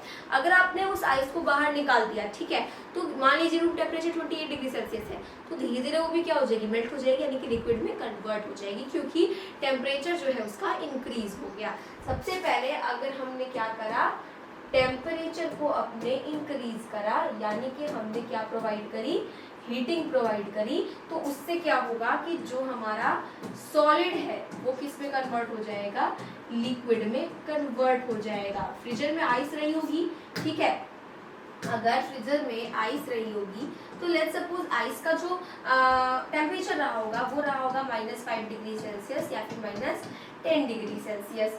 अब लिक्विड जब उसको कन्वर्ट किया गया, टेम्परेचर को इंक्रीज करके यानी कि हीट दी गई, तो लिक्विड में जब कन्वर्ट हुआ तो लेट्स सपोज उसका टेम्परेचर आ गया 25 डिग्री सेल्सियस। तो देखो टेम्परेचर यहाँ पे क्या हुआ, बढ़ा। समझ में आया, जब आपने हीटिंग दी तो टेम्परेचर बढ़ा और सॉलिड से ये चीज लिक्विड में कन्वर्ट हो गई। अब लिक्विड से गैस में कैसे जाएंगे, अगर मैं इस पानी को उबाल दूं, बर्फ से वो किस में आ गया, पानी में आ गया, आइस से वो आ गया मेरे प्यारे से वाटर में, आइस से आ गया मेरे वाटर में। अगर मैं क्या करूं, इस पानी को उबाल दूं गैस पर, तो क्या हो जाएगा, टेम्परेचर और इंक्रीज हो जाएगा, ये मेरा टेम्परेचर और भी ज्यादा इंक्रीज हो जाएगा। ठीक है, तो हमें किस में मिल जाएगा, गैस में मिल जाएगा, लिक्विड से गैस हो जाएगा, आप कह सकते हैं धुआं, स्टीम हो जाएगा। ठीक है, तो यानी कि टेम्परेचर जैसे जैसे इंक्रीज करेंगे वैसे वैसे सॉलिड से लिक्विड में आ जाएंगे, लिक्विड से गैस में आ जाएंगे। अब यही चीज हमारी किस में होती है, यही चीज होती है हमारी कूलिंग में। ठीक है, अगर क्या करा हमने, अगर सॉलिड से हम लिक्विड में गए, लिक्विड से गैस में गए, तो क्या करके गए हम, हीटिंग करके गए, राइट, हीटिंग करके गए। लेकिन जब हम क्या करेंगे, जब हम कूलिंग प्रोवाइड करेंगे, ठीक है, जब हमने क्या करा कि जब हमने कूलिंग प्रोवाइड करी, कूलिंग प्रोवाइड करी यानी कि टेम्परेचर को हमने क्या करा, डिक्रीज कर दिया, टेम्परेचर को डिक्रीज कर दिया, यानी कि कूलिंग प्रोवाइड करी, तो उससे क्या होगा, जो हमारा गैस है वो किस में आ जाएगा, लिक्विड में आ जाएगा, एंड देन हमारा ये लिक्विड आ जाएगा सॉलिड में। ठीक है, हीट देंगे तो सॉलिड से लिक्विड, लिक्विड से गैस, अगर हम कूलिंग देंगे तो गैस से लिक्विड, लिक्विड से सॉलिड। ऑफ कोर्स अगर आप पानी है, पानी अगर जैसे आपके पास, ठीक है, अगर पानी है, पानी को आपने क्या करा कि पानी को आपने फ्रीजर में रख दिया, तो क्या हो जाएगा, टेम्परेचर डिक्रीज हो गया, तो वो आइस बन जाएगा, यानी कि बर्फ हो जाएगा। अब देखिए यहाँ पे कुछ टर्म्स है जिन्हें हमें डिस्कस करना है। अब वो टर्म्स क्या है, देखिए, जब हम क्या करते हैं, जब हम, ये हमारे पास है सॉलिड, ठीक है, ये मेरे पास है सॉलिड, यहाँ मेरे पास है लिक्विड, एंड यहाँ मेरे पास है गैस। अब क्या है कि जब मैं सॉलिड से लिक्विड में जा रही हूँ बाय हीटिंग, तो उस प्रोसेस को हम क्या कहते हैं, उस प्रोसेस को हम कहते हैं फ्यूजन। ठीक है, उस प्रोसेस को हम कहते हैं फ्यूजन। देखिए ये चीज याद करने की बहुत ज्यादा जरूरत है, एग्जाम में आ सकता है कि सॉलिड से जब हम लिक्विड में जाते हैं बाय हीटिंग, तो उस प्रोसेस को क्या कहते हैं, उस प्रोसेस को हम फ्यूजन कहते हैं। अब अगर हम लिक्विड से गैस में आ रहे हैं, लिक्विड से गैस में आ रहे हैं, तो ये तो आप सभी लोगों को पता होगा, आपने पढ़ भी रखा है कि अगर ऐसा कुछ होता है तो उस प्रोसेस को हम क्या कहते हैं, वेपराइजेशन बोलते हैं। लिक्विड से गैस में आ रहे हैं अगर हम बाय हीटिंग, तो वेपराइजेशन कहते हैं हम उस प्रोसेस को, क्या कहते हैं, वेपराइजेशन कहते हैं। एंड देन अगर हम सॉलिड से डायरेक्ट गैस में जा रहे हैं, क्योंकि कुछ ऐसे भी सॉलिड होते हैं जो लिक्विड में ना जाकर के डायरेक्ट गैस में चले जाते हैं, तो अगर सॉलिड से हम डायरेक्ट गैस में जा रहे हैं बाय हीटिंग, तो उस प्रोसेस को हम कहेंगे सब्लिमेशन। क्या कहेंगे उस प्रोसेस को, उस प्रोसेस को हम कहेंगे सीधे से सब्लिमेशन। अब देखो ये चीज तो हो गई हमारी हीटिंग की, अगर हमने हीटिंग करके ऐसा वैसा कुछ करा, तो अगर हमने हीटिंग करके ये स्टेट बदली, तो ऐसे ऐसे प्रोसेस को हम कहेंगे। अगर मैं क्या करूं, अगर मैं इस गैस से लिक्विड में जाऊं बाय कूलिंग, अगर मैं इस गैस से लिक्विड में जाऊं बाय कूलिंग, कंडेंसेशन, क्या कहेंगे, कंडेंसेशन। गैस से अगर हम लिक्विड में गए बाय कूलिंग, तो उसको हम कहेंगे कंडेंसेशन। और लिक्विड से अगर हम किस में आ गए, सॉलिड में आ गए, यानी कि फ्रीजर वाले एग्जांपल, पानी को फ्रीजर में रख दे तो आइस बन गया, उस प्रोसेस को हम कहेंगे सॉलिडिफिकेशन। क्या कहेंगे, उस प्रोसेस को कहेंगे सॉलिडिफिकेशन। एंड हम क्या कर रहे हैं, डायरेक्ट अगर गैस से आ जा रहे हैं अपने लिक्विड में, और सॉरी सॉलिड में, गैस से अगर हम डायरेक्ट सॉलिड में आ जा रहे हैं, उस प्रोसेस को हम कहेंगे डिपोजिशन। क्या बोलेंगे उस प्रोसेस को, उस प्रोसेस को कहेंगे डिपोजिशन। समझ आया, क्लियर हो गया, ठीक है। एक बार फिर से देख लीजिए, सॉलिड से लिक्विड में गए फ्यूजन, लिक्विड से गैस में गए वेपराइजेशन, सॉलिड से गैस में गए सब्लिमेशन, गैस से लिक्विड में गए कंडेंसेशन, लिक्विड से सॉलिड में गए सॉलिडिफिकेशन, एंड गैस से सॉलिड में गए सो डिपोजिशन। अब आगे का प्रोसेस देखिए, देखिए हमने ये देखा कि जब हम हीटिंग देते हैं, हीट जब देते हैं हम, तो उससे क्या होता है, उससे हमारा सॉलिड कन्वर्ट हो जाता है लिक्विड में। लेकिन हमें ये जानना ज़रूरी है कि आखिर ऐसा होता क्या है हीट देने पे, हीट देने पे आखिर ऐसा क्या चमत्कार हो जाता है कि जो हमारा सॉलिड है वो लिक्विड में आ जाता है। तो देखो अगर हम बात करें सॉलिड की, तो सॉलिड क्या है हमारा, आइस है, आइस देख लेते हैं या फिर हम सॉलिड देख लेते हैं। तो जैसे मैंने आपको बताया सॉलिड के जो पार्टिकल होते हैं, सॉलिड भी क्या है आपका मैटर है, तो मैटर के जो पार्टिकल होंगे उसमें अगर हम सॉलिड की बात करें तो सॉलिड के पार्टिकल ऐसे होते हैं, घचा घच, ठीक है, ऐसे बिल्कुल, इनमें स्पेस नहीं होता और फोर्स ऑफ अट्रैक्शन बहुत ज़्यादा होता है, ठीक है, ये मैंने आपको बताया। अगर हम क्या करें, अगर हम इसको हीट प्रोवाइड करें, यानी कि अगर हम इसका टेम्परेचर जो है उसको अगर हम इंक्रीज करें, अगर हम जैसे क्या करें, अगर हम टेम्परेचर जो है इंक्रीज करें, यानी कि क्या प्रोवाइड करें, हीट प्रोवाइड करें, तो जैसा मैंने आपको पहले बताया कि जब टेम्परेचर इंक्रीज होता है तो उस वजह से क्या होता है, मोशन इंक्रीज होता है। मैंने आपको बताया ना कि जब हम टेम्परेचर इंक्रीज करते हैं तो पार्टिकल ऑफ मैटर होते हैं उनका मोशन भी इंक्रीज हो जाता है, और टेम्परेचर इंक्रीज हुआ, मोशन इंक्रीज हुआ, उसकी वजह से उनकी काइनेटिक एनर्जी भी इंक्रीज होती है। अब घबराने की जरूरत नहीं है। काइनेटिक एनर्जी मतलब क्या है, एनर्जी पोजेस्ड, ठीक है, energy possessed due to motion of the particle. अब देखो जैसे क्या हो रहा है कि अब ये जो पार्टिकल्स हैं वो क्या कर रहे हैं, वो मूव करते रहते हैं, ठीक है, ये तो कैरेक्टरिस्टिक है। तो पार्टिकल्स जो हैं मैटर के वो क्या करते रहते हैं, मूव करते रहते हैं, तो उनकी मोशन की वजह से जो भी वो एनर्जी प्रोड्यूस करते हैं उसको हम क्या कहते हैं, काइनेटिक एनर्जी प्रोड्यूस कहते हैं। देखो फॉर एग्जांपल आप अपने स्कूल से आए, बहुत थके हुए हैं और आपने सोच रखा है कि अब मैं जाऊंगी, बिल्कुल सो जाऊंगी, लेकिन अचानक से आपके दिमाग में नहीं, मैं सोऊंगी नहीं, मैं एक्सरसाइज करूंगी, मैं योगा वोगा करूंगी ताकि मेरे अंदर एनर्जी आए, ठीक है। तो जब आपने क्या करा, जब आपने एक्सरसाइज करी, यानी कि आपका मोशन बढ़ा, कहाँ आप सोने वाले थे, कहाँ अब आप एक्सरसाइज कर रहे हैं, तो जब आपने एक्सरसाइज करी तो आपका मोशन बढ़ा, आपका मोशन बढ़ा तो आपके अंदर एनर्जी आई, और वो जो एनर्जी है उसी एनर्जी को कहते हैं काइनेटिक एनर्जी। उसको केमिस्ट्री से रिलेट कर देते हैं। अगर पार्टिकल ऑफ मैटर का जो है मोशन इंक्रीज होगा, देखो टेम्परेचर इंक्रीज हुआ तो मोशन इंक्रीज हुआ, और अगर मोशन इंक्रीज होगा तो जिस वजह से वो जो एनर्जी प्रोड्यूस करेंगे उसको काइनेटिक एनर्जी बोलेंगे। यानी कि अब ये शेर बन चुके हैं, अब इनके पास इतना ज्यादा दम है कि जब हम इनका टेम्परेचर इंक्रीज करेंगे तो इनके पास इतना दम है कि इनसे जो इनकी काइनेटिक एनर्जी आएगी उससे वो इनकी फोर्स ऑफ अट्रैक्शन को तोड़ सकते हैं, यानी कि इनके बीच में थोड़ा सा स्पेस वो बना सकते हैं। तो जैसे ये था हमारा सॉलिड, अब वो लिक्विड में, लिक्विड यानी कि वाटर, ठीक है, आइस से वाटर में आ जाएगा तो क्या होगा, थोड़ा सा ये दूर दूर हो जाएगा। समझ आई आपको मेरी बात, समझ आई, बिल्कुल समझ में। देखिए अगर यहाँ पे सॉलिड के पार्टिकल्स हैं, ठीक है, अगर सॉलिड के ये पार्टिकल्स हैं वो बिल्कुल ऐसे हैं, ठीक है, अब इसका हमने टेम्परेचर इंक्रीज करा तो इनमें भाई मोशन बढ़ा, टेम्परेचर इंक्रीज करा हमने तो इसमें मोशन बढ़ा, और जब मोशन बढ़ा तो इस वजह से इनकी काइनेटिक एनर्जी बढ़ी, और जिस वजह से इनके पास इतनी पावर आ गई कि ये थोड़ा सा स्पेस अपने बीच में बना सकते हैं। ये एक पार्टिकल है, ये एक पार्टिकल है, तो इन दोनों ने स्पेस बना लिया, ठीक है, क्योंकि इनकी एनर्जी जो है वो बढ़ गई। अब देखो ये तो हो गया हीटिंग पर, कि हीटिंग पर यही होता है कि जो हमारा आइस है वो लिक्विड में कन्वर्ट हो जाता है। अब मैं क्या करूं कि अगर मैं अब टेम्परेचर को और ज्यादा इंक्रीज करूं, अभी तो ये लिक्विड स्टेट में है, अगर मैं टेम्परेचर को और ज्यादा इंक्रीज करूं यानी कि और हीटिंग प्रोवाइड करूं, तो उससे क्या होगा, अभी देखिए उससे जो हमारे पार्टिकल हैं वो ऐसे ऐसे हैं, और जब हम हीटिंग प्रोवाइड करेंगे तो जो पार्टिकल होंगे हमारे वो कैसे हो जाएंगे, और दूर दूर हो जाएंगे। जैसे मैंने आपको बताया कि गैस में जो पार्टिकल होते हैं वो और दूर दूर होते हैं, इसका मतलब कि इनका वापस से मोशन बढ़ा और मोशन बढ़ा इनका, जिस वजह से इनकी एनर्जी और बढ़ी, और जब और बढ़ी तो ये गैस में आ गए, यानी कि वेपर बन गए स्टीम में।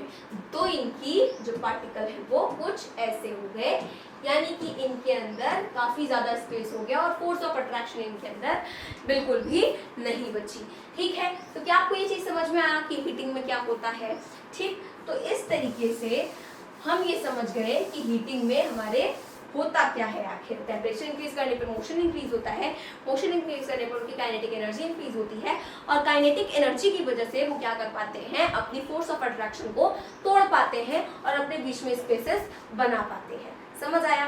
अब देखिए यही चीज हमारी सेम होती है कूलिंग में। अब अगर मैं बात करूं व्हाट हैपेंस ऑन कूलिंग, ठीक है, अगर मैं ये हेडिंग रख दूं व्हाट हैपेंस ऑन कूलिंग, आखिर अब कूलिंग पे क्या होता है?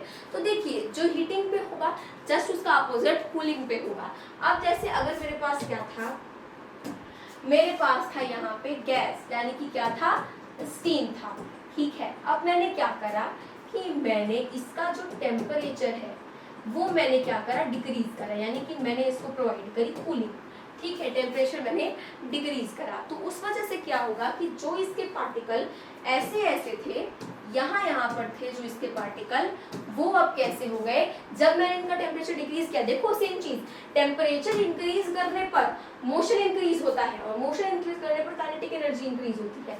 सिमिलरली टेम्परेचर को डिक्रीज करने पर मोशन डिक्रीज होता है और मोशन को डिक्रीज करने पर काइनेटिक एनर्जी डिक्रीज होती है, जस्ट अपोजिट। तो यानी कि अब जब हमने टेम्परेचर लो कर दिया तो गैस से ये किस में आ जाएगा, लिक्विड में आ जाएगा, यानी कि पानी में आ जाएगा, ठीक है। और इसके जो पार्टिकल है वो थोड़ा सा पास पास आ जाएंगे, कुछ इस तरीके से, ठीक है, समझ आया? अब उसके आगे मैं क्या करूं, टेम्परेचर को और डिक्रीज कर दूं, यानी कि इसको मैं और कूलिंग प्रोवाइड करूं, तो क्या होगा, ये सीधे सॉलिड में आ जाएगा, यानी कि आइस बन जाएगा। और देन इसके जो पार्टिकल है वो कुछ इस तरीके से हो जाएंगे, कुछ ऐसे हो जाएंगे, इसके जो पार्टिकल होंगे वो। समझ आया कि कूलिंग पर क्या होता है कि ऐसे कुछ हो जाता है, गैस से लिक्विड और लिक्विड से सॉलिड हो जाता है, और हीटिंग पे आखिर क्या होता है कि सॉलिड से लिक्विड और लिक्विड से गैस आ जाता है। समझ आ गया? यही वो चीज है जिसकी वजह से ऐसा होता है। अब देखिए, अब हम देखेंगे मेल्टिंग पॉइंट और बॉइलिंग पॉइंट। तो मेल्टिंग पॉइंट क्या होता है, बॉइलिंग पॉइंट क्या होता है, ये दो टर्म्स हमें देखनी है। तो इसमें है the temperature at which solid melts into liquid at atmospheric pressure is called its melting point। अब यहाँ हमसे क्या कहा जा रहा है कि वो टेम्परेचर जिस पे जो हमारा सॉलिड है वो लिक्विड में मेल्ट हो जाएगा, उस टेम्परेचर को हम क्या कहते हैं, उसका मेल्टिंग पॉइंट कहते हैं। और वो कितना होता है, वो होता है हमारा 0 डिग्री सेल्सियस, यानी कि जो आइस होती है वो 0 डिग्री सेल्सियस पर पानी में मेल्ट होना शुरू हो जाती है, ठीक। अब आगे क्या है, the temperature at which liquid changes into gas. अब इसमें जो है liquid changes into gas at atmospheric pressure is called its boiling point. अब देखिए पानी जब है वो जिस पॉइंट पर, जिस टेम्परेचर पर बॉयल होना शुरू हो जाएगा, यानी कि जिस टेम्परेचर पर वो गैस बनना स्टार्ट हो जाएगा, उस टेम्परेचर को कहते हैं उसका बॉइलिंग पॉइंट। और वो होता है हमारा 100 डिग्री सेल्सियस, यानी कि पानी जो है कितने डिग्री सेल्सियस पे बॉयल होता है, 100 डिग्री सेल्सियस पे बॉयल होता है। और जो आइस होती है वो कितने डिग्री सेल्सियस पे पानी में मेल्ट हो जाती है, 0 डिग्री सेल्सियस। इतनी चीज समझ आई? अब आगे देखते हैं। अब हम आगे एक टॉपिक पढ़ेंगे लेटेंट हीट, ठीक है। बॉइलिंग पॉइंट और मेल्टिंग पॉइंट हमने पढ़ लिया, अब हमें पढ़ना है लेटेंट हीट। तो भाई ये लेटेंट हीट क्या होता है, इसके बारे में पढ़ना जरूरी है। तो लेटेंट हीट में लेट्स सपोज हमने क्या करा, हमने एक एग्जांपल लिया, हमारे पास ये है एक बीकर, ठीक है, ये मेरे पास एक बीकर है और इस बीकर में क्या है कि पानी है। भाई मैं यहाँ पे ले लेती हूँ पानी, पानी नहीं आइस लेते हैं, ठीक है। इसमें क्या है, आइस क्यूब्स है ऐसे, इस बीकर में हमने आइस लिया है, पानी सॉरी आइस हमने लिया है इस बीकर में, ठीक है, ढेर सारा हमने आइस ले लिया। अब क्या है कि हम इसको नीचे से क्या प्रोवाइड कर रहे हैं, हम इसको हीट प्रोवाइड कर रहे हैं नीचे से, ठीक है। डायरेक्ट इस बीकर को, पूरे सिस्टम को हम हीट प्रोवाइड कर रहे हैं। एंड देन हम क्या कर देते हैं, देन हम इसमें एक थर्मोमीटर लगा देते हैं। जैसे ये हमारे पास ये मेरे पास ये है, ठीक। अब हम क्या करेंगे, थर्मोमीटर इसमें लगा देंगे, ये मेरे पास थर्मोमीटर है, ठीक, ये हमने लगा दिया थर्मोमीटर, ओके। अब यहाँ पे इस थर्मोमीटर में क्या है कि आपको बता रहा है जितना भी टेम्परेचर होगा इस आइस का, ठीक है। लेट्स सपोज इस आइस का जो टेम्परेचर है, इस आइस का टेम्परेचर वो है 15 डिग्री सेल्सियस। इस आइस का टेम्परेचर है -15 डिग्री सेल्सियस। तो जब हम इसको नीचे से हीट प्रोवाइड कर रहे हैं, यानी कि इसका टेम्परेचर जब हम इंक्रीज कर रहे हैं, वो चीज़ हम आगे पढ़ चुके हैं, ठीक है। अब हम लेटेंट हीट के बारे में पढ़ रहे हैं। टेम्परेचर जब इंक्रीज होगा तो ये लिक्विड में मेल्ट होना शुरू हो जाएगा। तो टेम्परेचर इंक्रीज होगा तो ये फिर -15 से -10 डिग्री आ जाएगा, देन -5 डिग्री सेल्सियस आ जाएगा। देन उसके बाद ये एक ना एक ऐसा टाइम आएगा ऐसे होते होते कि ये आ जाएगा आपके 0 डिग्री सेल्सियस पर, यानी कि ये अपने मेल्टिंग पॉइंट पर आ जाएगा। किस पे आ जाएगा? मेल्टिंग पॉइंट पे 0 डिग्री सेल्सियस पे आ जाएगा, क्योंकि यहाँ से सिस्टम जो है, सिस्टम को पूरी हीट दी जा रही है, टेम्परेचर इंक्रीज किया जा रहा है। लेकिन एक प्रॉब्लम ये है कि जो हमारा थर्मामीटर है, अगर आप अभी रियल लाइफ में भी करेंगे एक्सपेरिमेंट तो ऐसा ही होगा। जो थर्मामीटर है ना, उसमें जो आपकी रेटिंग है, सॉरी जो आपका टेम्परेचर है वो इंक्रीज ही नहीं हो रहा। मतलब कि इसका टेम्परेचर हम यहाँ पे हीट देकर के टेम्परेचर बढ़ा तो रहे हैं, लेकिन थर्मामीटर में टेम्परेचर इंक्रीज नहीं हो रहा है। अब ऐसा क्यों? आखिर ये जो हीट है वो कहाँ चली जा रही है? जब हम इसको हीट दे रहे हैं तो इसमें भाई टेम्परेचर बढ़ना चाहिए, सीधी सी बात है, इसमें टेम्परेचर आपका इंक्रीज होना चाहिए, लेकिन ऐसा नहीं हो रहा है, टेम्परेचर बढ़ नहीं रहा है। क्यों? इसलिए नहीं बढ़ रहा है क्योंकि देखिए अभी हमने देखा कि जो लेटेंट हीट के बारे में जब हम पढ़ेंगे तो लेटेंट वर्ड का मतलब क्या होता है? हिडन। लेटेंट वर्ड का मतलब होता है हिडन, यानी कि छुपा हुआ, छुपा हुआ। इसका मतलब यही होता है लेटेंट का मतलब, यानी कि छुपी हुई ऊर्जा। ठीक है, ये जो हीट है वो कहाँ जा रही है? ये सब हीट हमारी जा रही है इस आइस क्यूब के पास। कहाँ? इस आइस क्यूब के पास ये सारी हीट जा रही है। ये सारी हीट हमारी कहाँ जा रही है? आइस क्यूब के पास जा रही है। ये जितने भी आइस क्यूब हैं वो इस हीट को अपने अंदर एब्जॉर्ब कर ले रहा है।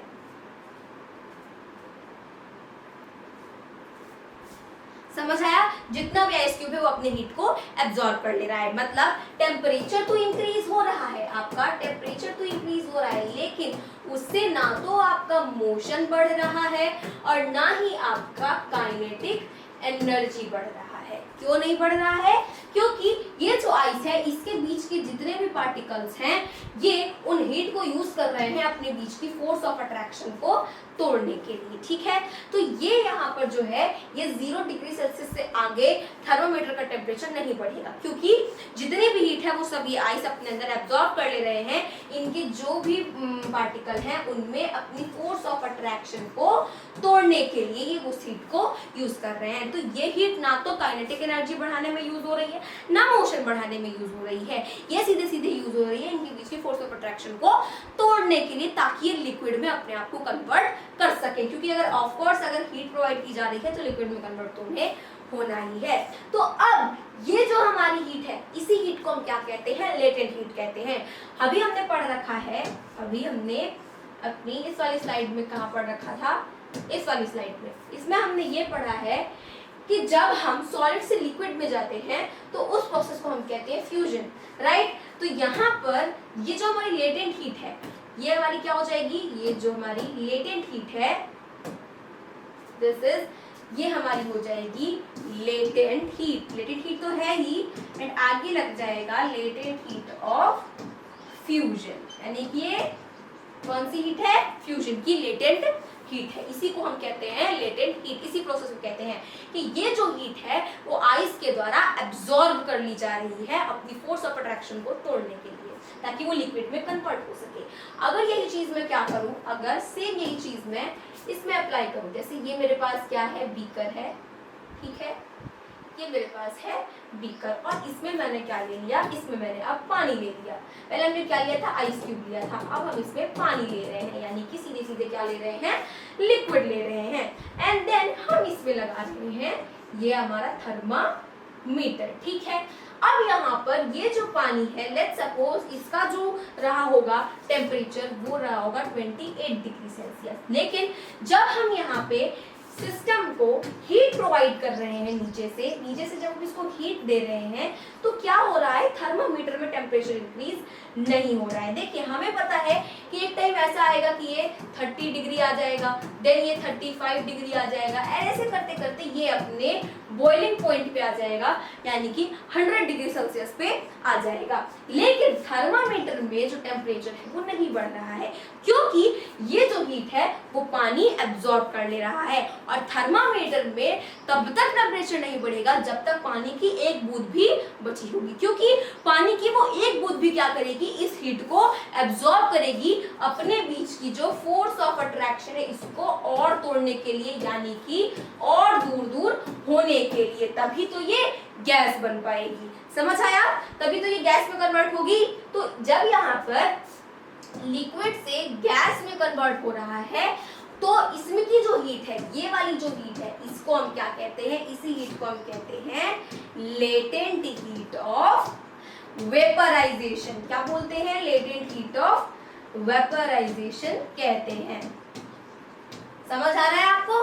यानी कि देखिए, अभी हमने यहाँ पे सीधे सीधे हमने ये देखा कि ये जो हीट है वो कहाँ यूज हो रही है, ये जो पानी है उसकी फोर्स ऑफ अट्रैक्शन को तोड़ने के लिए, ये जो भी लिक्विड है उसके पार्टिकल की फोर्स ऑफ अट्रैक्शन को तोड़ने के लिए, ताकि वो गैस में कन्वर्ट हो सके। और सॉलिड में ये चीज हो रही थी, ये जो आइस क्यूब है वो इस हीट को यूज कर रहा है अपने बीच की फोर्स ऑफ अट्रैक्शन को तोड़ने के लिए और लिक्विड में कन्वर्ट होने के लिए। तो आई होप आपको लेटेंट हीट टॉपिक समझ में आ गया होगा। लेटेंट हीट मतलब, अब हम इसको एक टर्म में समझ लेते हैं।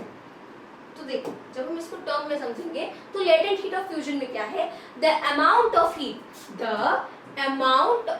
Heat required by 1 kg of solid to get converted into liquid। अब यहाँ क्या कहा जा रहा है कि वो अमाउंट ऑफ हीट जिसको यूज किया जा रहा है, ठीक है, जो कि रिक्वायर्ड है, ठीक है, वो अमाउंट ऑफ हीट जो कि रिक्वायर्ड है सॉलिड के लिए लिक्विड में कन्वर्ट होने के लिए, वो अमाउंट ऑफ हीट जो कि 1 kg सॉलिड, ठीक है, 1 kg का ही हमेशा लिया जाता है, तो 1 kg सॉलिड को लिक्विड में कन्वर्ट करने के लिए जितनी भी हीट रिक्वायर्ड है at atmospheric pressure and at melting point, at atmospheric pressure and at melting point। melting point क्या होता है?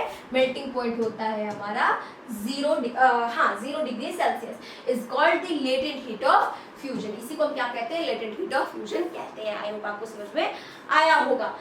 latent heat of vaporization, the amount of heat required by 1 kg of liquid। अब इसमें liquid से gas में convert होने की बात आ गई।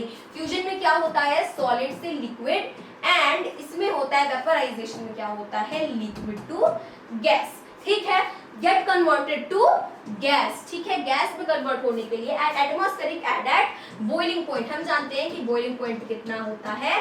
100 डिग्री सेल्सियस होता है। ये कॉमन सी चीज है, बच्चों को भी पता होती है। Is called the latent heat of vaporisation, ठीक है। इसी को क्या कहते हैं? लेटेंट हीट ऑफ वेपराइजेशन कहते हैं। वो अमाउंट ऑफ हीट जो कि हमें रिक्वायर्ड है 1 kg ऑफ सॉलिड को लिक्विड में कन्वर्ट करने के लिए, that is latent heat of fusion. और वो अमाउंट ऑफ हीट जो कि रिक्वायर्ड है 1 kg लिक्विड को गैस में कन्वर्ट करने के लिए, that is latent heat of vaporisation. अब हम आगे देखेंगे अपने यहाँ पे 2 क्वेश्चन, जिसमें सबसे पहले यहाँ पे है at 0 degree Celsius which will have more energy, ठीक है। यहाँ कहा जा रहा है कि 0 डिग्री सेल्सियस पे किसके पास ज्यादा एनर्जी होगी? वाटर पार्टिकल के पास या फिर आइस पार्टिकल के पास? इसमें पूछा जा रहा है, ठीक है, किसके पास ज्यादा एनर्जी होगी। तो देखिए, सबसे पहले यहाँ पे हमें पता है कि जो हमारा 0 डिग्री सेल्सियस है वो क्या है? वो है हमारा मेल्टिंग पॉइंट। ये है हमारा मेल्टिंग पॉइंट। तो इस 0 डिग्री सेल्सियस पे हमारे पास दोनों चीजें होंगी, आइस भी होगा और वाटर भी होगा। सही बात है ना? इस 0 डिग्री सेल्सियस पे आइस भी होगा, वाटर भी होगा, तभी तो आइस हमारा मेल्ट होना शुरू हो जाता है 0 डिग्री सेल्सियस पे। तो आइस जो है, लेट्स सपोज इस आइस के पास क्या है? 0 यूनिट है, यानी कि इसके पास अभी कोई भी एनर्जी नहीं है, आइस के पास है 0 यूनिट। ये हम सिर्फ सपोज कर रहे हैं, ठीक है। और पानी में कन्वर्ट होने के लिए उसने क्या करा? 10 यूनिट एनर्जी उसने एब्जॉर्ब कर ली, यानी कि प्लस 10 यूनिट उसने एनर्जी एब्जॉर्ब कर ली, ठीक है। तो यहाँ पर जो अब पानी बना, ठीक है, अब मेल्ट होकर के जो पानी बना उसके पास 0 + 10 कितनी यूनिट आ गई? उसके पास आ गई टोटल 10 यूनिट। तो यानी कि उस 0 डिग्री सेल्सियस पे आइस के पास है 0 यूनिट, लेकिन उसी 0 डिग्री सेल्सियस पे उसमें वाटर के पास है 10 यूनिट। तो किसके पास ज्यादा एनर्जी है? हमारे वाटर के पास ज्यादा एनर्जी है। फिर से समझते हैं, 0 डिग्री सेल्सियस पे आइस भी है, वाटर भी है। आइस के पास सपोज कोई एनर्जी नहीं है तो उसको कन्वर्ट होने के लिए क्या चाहिए? एनर्जी चाहिए। तो उसने क्या करा? 10 यूनिट एनर्जी उसने एब्जॉर्ब कर ली। तो 0 और 10 मिलाकर क्या बना दिया? 10 बना दिया। तो अब ये जो 10 है वो क्या है? वाटर की एनर्जी है, और आइस की एनर्जी है 0। तो ज्यादा किसके पास है? इस 10 के पास है। ठीक, यानी कि वाटर पार्टिकल के पास ज्यादा एनर्जी होगी। हमारा आंसर आएगा वाटर पार्टिकल। सेम वही चीज at 100 degree Celsius which will have more energy, water particles और स्टीम पार्टिकल। तो देखिए 100 डिग्री सेल्सियस हमारा क्या होता है? 100 डिग्री सेल्सियस होता है हमारा बॉइलिंग पॉइंट। ये क्या होता है? ये हमारा बॉइलिंग पॉइंट होता है। तो इस पे क्या है कि इस 100 डिग्री सेल्सियस पे हमारे पास वाटर भी होगा और हमारे पास स्टीम भी होगा, राइट? वाटर भी होगा हमारे पास और स्टीम भी होगा। लेट्स सपोज वाटर के पास कोई यूनिट नहीं है, 0 यूनिट है। स्टीम में कन्वर्ट होने के लिए उसने 10 यूनिट क्या करी? एब्जॉर्ब कर ली। 10 यूनिट एनर्जी उसने एब्जॉर्ब कर ली। देन इससे जो यहाँ पे अब स्टीम बना, इससे जो यहाँ अब स्टीम बना उसमें 0 + 10 टोटल कितनी यूनिट है? 10 यूनिट है। तो देखिए वाटर के पास है 0 यूनिट एंड स्टीम के पास है हमारी 10 यूनिट। तो ज्यादा यहाँ पे किसके पास एनर्जी है? हमारे स्टीम पार्टिकल्स के पास एनर्जी है। तो इसका आंसर आएगा आपका स्टीम पार्टिकल्स और इसका आंसर आएगा वाटर पार्टिकल। अब हम आगे चलते हैं। तो देखिए अभी हमने क्या पढ़ा था? अभी हमने टोटल जितना पढ़ा वो पढ़ा बाय चेंजिंग द टेम्परेचर। ठीक है, यानी कि टेम्परेचर को चेंज करके स्टेट ऑफ मैटर को हमने क्या करा? चेंज कर लिया। उसमें हमने सारी चीजें पढ़ ली। अब नेक्स्ट आता है बाय चेंजिंग द प्रेशर। क्या आता है? By changing the pressure. अब ये हमारे पास टॉपिक है। तो देखिए when a high pressure is applied to gas it gets compressed into a small volume and when we also lower its temperature it gets liquefied। अब देखिए यहाँ पे अब ये एक एग्जांपल है कि जैसे गैस को अगर हमें लिक्विड में कन्वर्ट करना है, तो गैस को अगर हमें लिक्विड में कन्वर्ट करना है, जैसे आप सबने एलपीजी का नाम सुना होगा। एलपीजी यानी कि लिक्विफाइड पेट्रोलियम गैस, इसका फुल फॉर्म यही होता है। ठीक है, तो जैसे कि ये आपका क्या है? सिलेंडर गैस है। लेट्स सपोज ये आपका है सिलेंडर गैस और इसमें ये हैं आपके गैस के पार्टिकल्स। ठीक है, ये आपके गैस के पार्टिकल हैं। अब क्या करा जा रहा है कि इसको कंप्रेस किया जा रहा है। गैस के जो पार्टिकल है, ठीक है, अब उनको ऐसे दबाया जा रहा है, कंप्रेस किया जा रहा है। तो जब हम क्या कर रहे हैं? जब हम इस पे हाई प्रेशर जब हम इस पे लगा रहे हैं, क्योंकि गैस क्या होता है? हाईली कंप्रेसिबल होता है। हमने पढ़ा है ना, गैस हाईली कंप्रेसिबल होता है, यानी कि कंप्रेस किया जा सकता है गैस बहुत ही अच्छे तरीके से।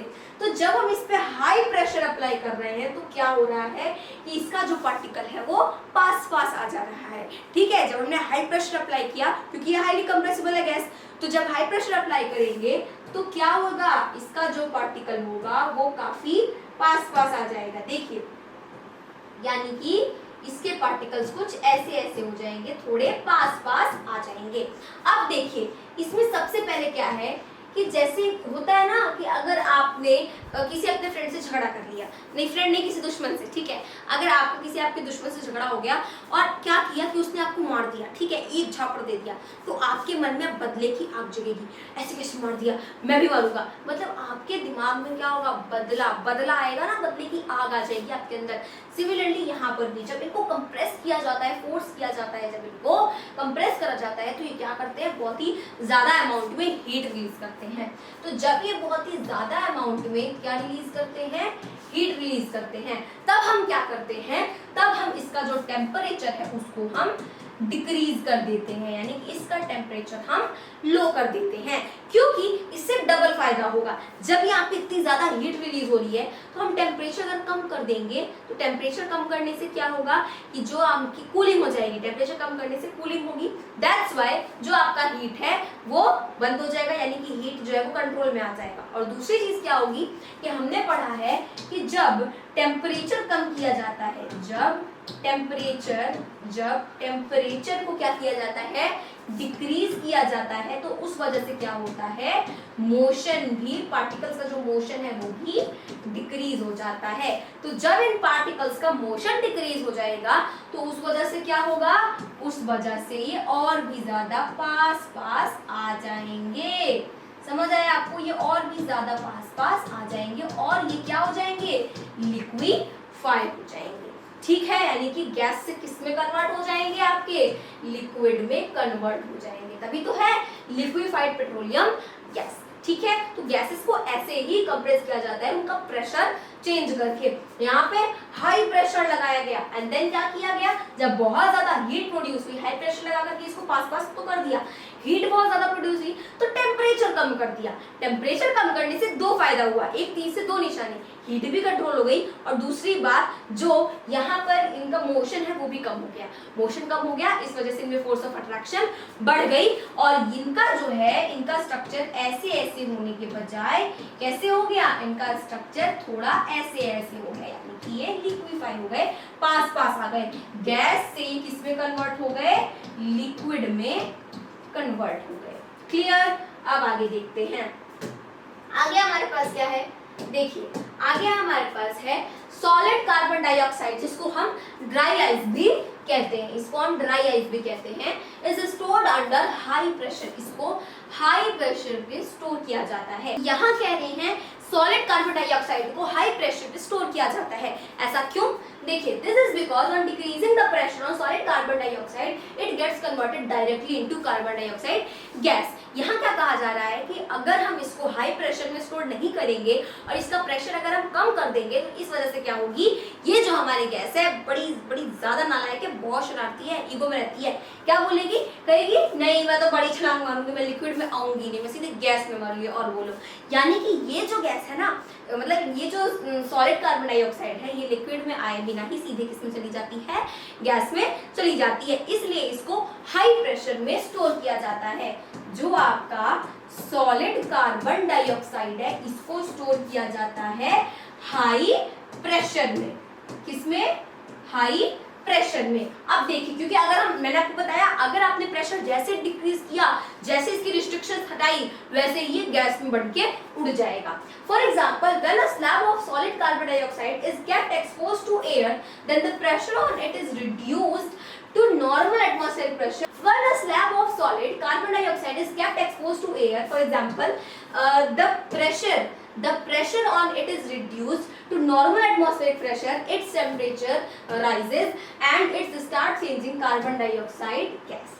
इसका मतलब ये है कि जैसे कि मान लिया कि सॉलिड कार्बन डाइऑक्साइड को आपने एयर में एक्सपोज कर दिया, ठीक है, यानी कि आपने ऐसे ही छोड़ दिया इसको, इसका प्रेशर जो है ना, सारी रिस्ट्रिक्शन सब हटा दी, यानी कि आपने क्या करा, आपने इस सॉलिड कार्बन डाइऑक्साइड का जो प्रेशर है वो लो कर दिया, इसका प्रेशर आपने रिड्यूस कर दिया। तो प्रेशर जब कम हुआ तो क्या हो गया, प्रेशर कम होने की वजह से इसका जो टेम्परेचर है वो बढ़ गया, और जब टेम्परेचर बढ़ा तो क्या हुआ, इनका फोर्स ऑफ अट्रैक्शन क्या हो गई, इनकी टूट गई, यानी कि जब फोर्स ऑफ अट्रैक्शन टूटी तो ये किस में कन्वर्ट हो गए, गैस में कन्वर्ट हो गए, लिक्विड में आया ही नहीं। अभी यहाँ पे क्या था, हाई प्रेशर था, तो जो टेम्परेचर था वो था हमारा लो, लेकिन जब लो प्रेशर हो गया तो टेम्परेचर हो गया हाई, जिस वजह से ये गैस में कन्वर्ट हो गई। यही रीजन है कि सॉलिड कार्बन डाइऑक्साइड यानी कि ड्राई आइस को किसमें स्टोर किया जाता है, हाई प्रेशर में स्टोर किया जाता है।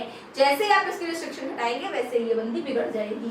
अब देखिए इवेपोरेशन, अब हमारा नेक्स्ट टॉपिक आता है इवेपोरेशन। भाई ये क्या होता है, देखिए इवेपोरेशन मतलब जैसे कि अगर मान लीजिए हमने जैसे पढ़ रखा है कि 100 डिग्री सेल्सियस क्या होता है, बॉइलिंग पॉइंट होता है, यानी कि अगर हमें लिक्विड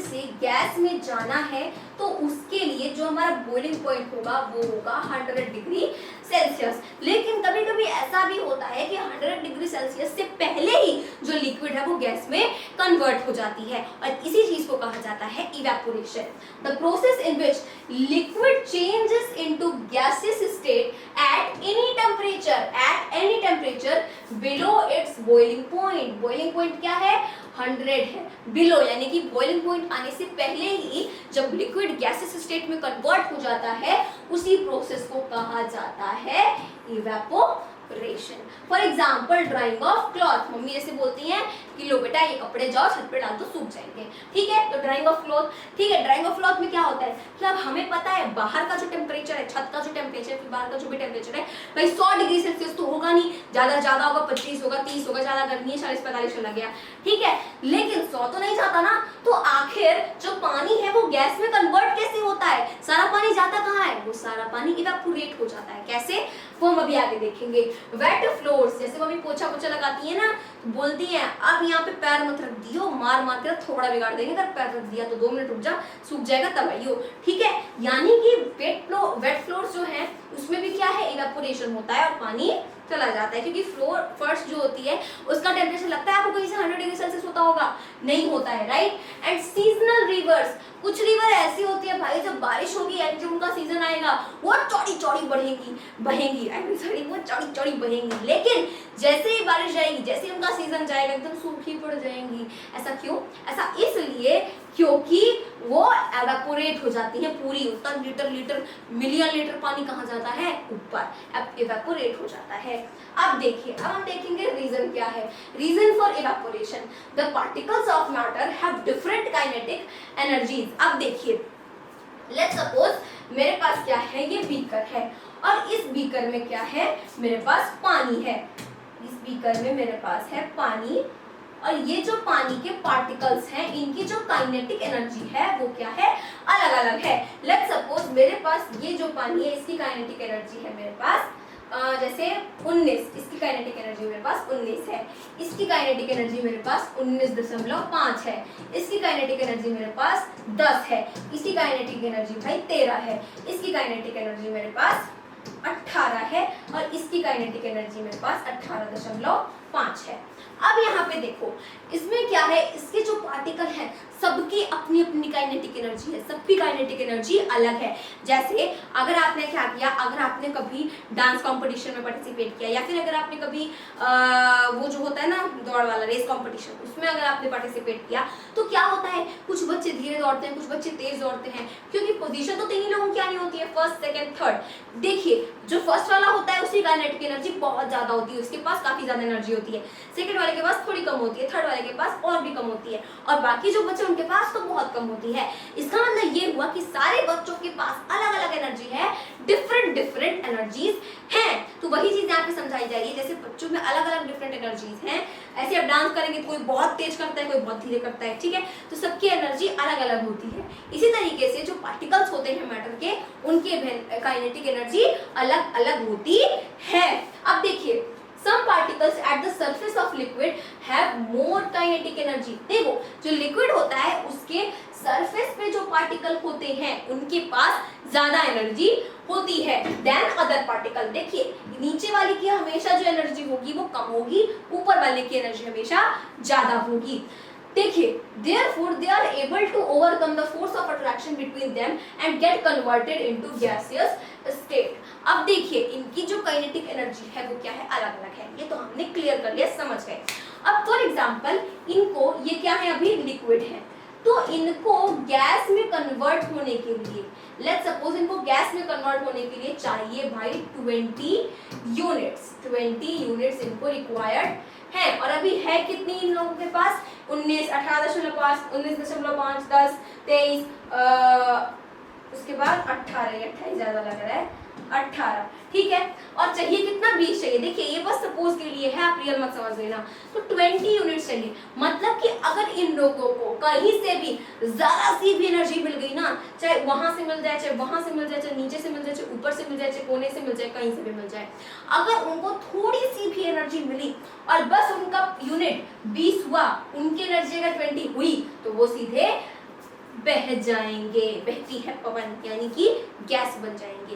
रिक्वायर्ड क्या है, उन्हें सिर्फ 20 यूनिट, थोड़ी सी एनर्जी रिक्वायर्ड है।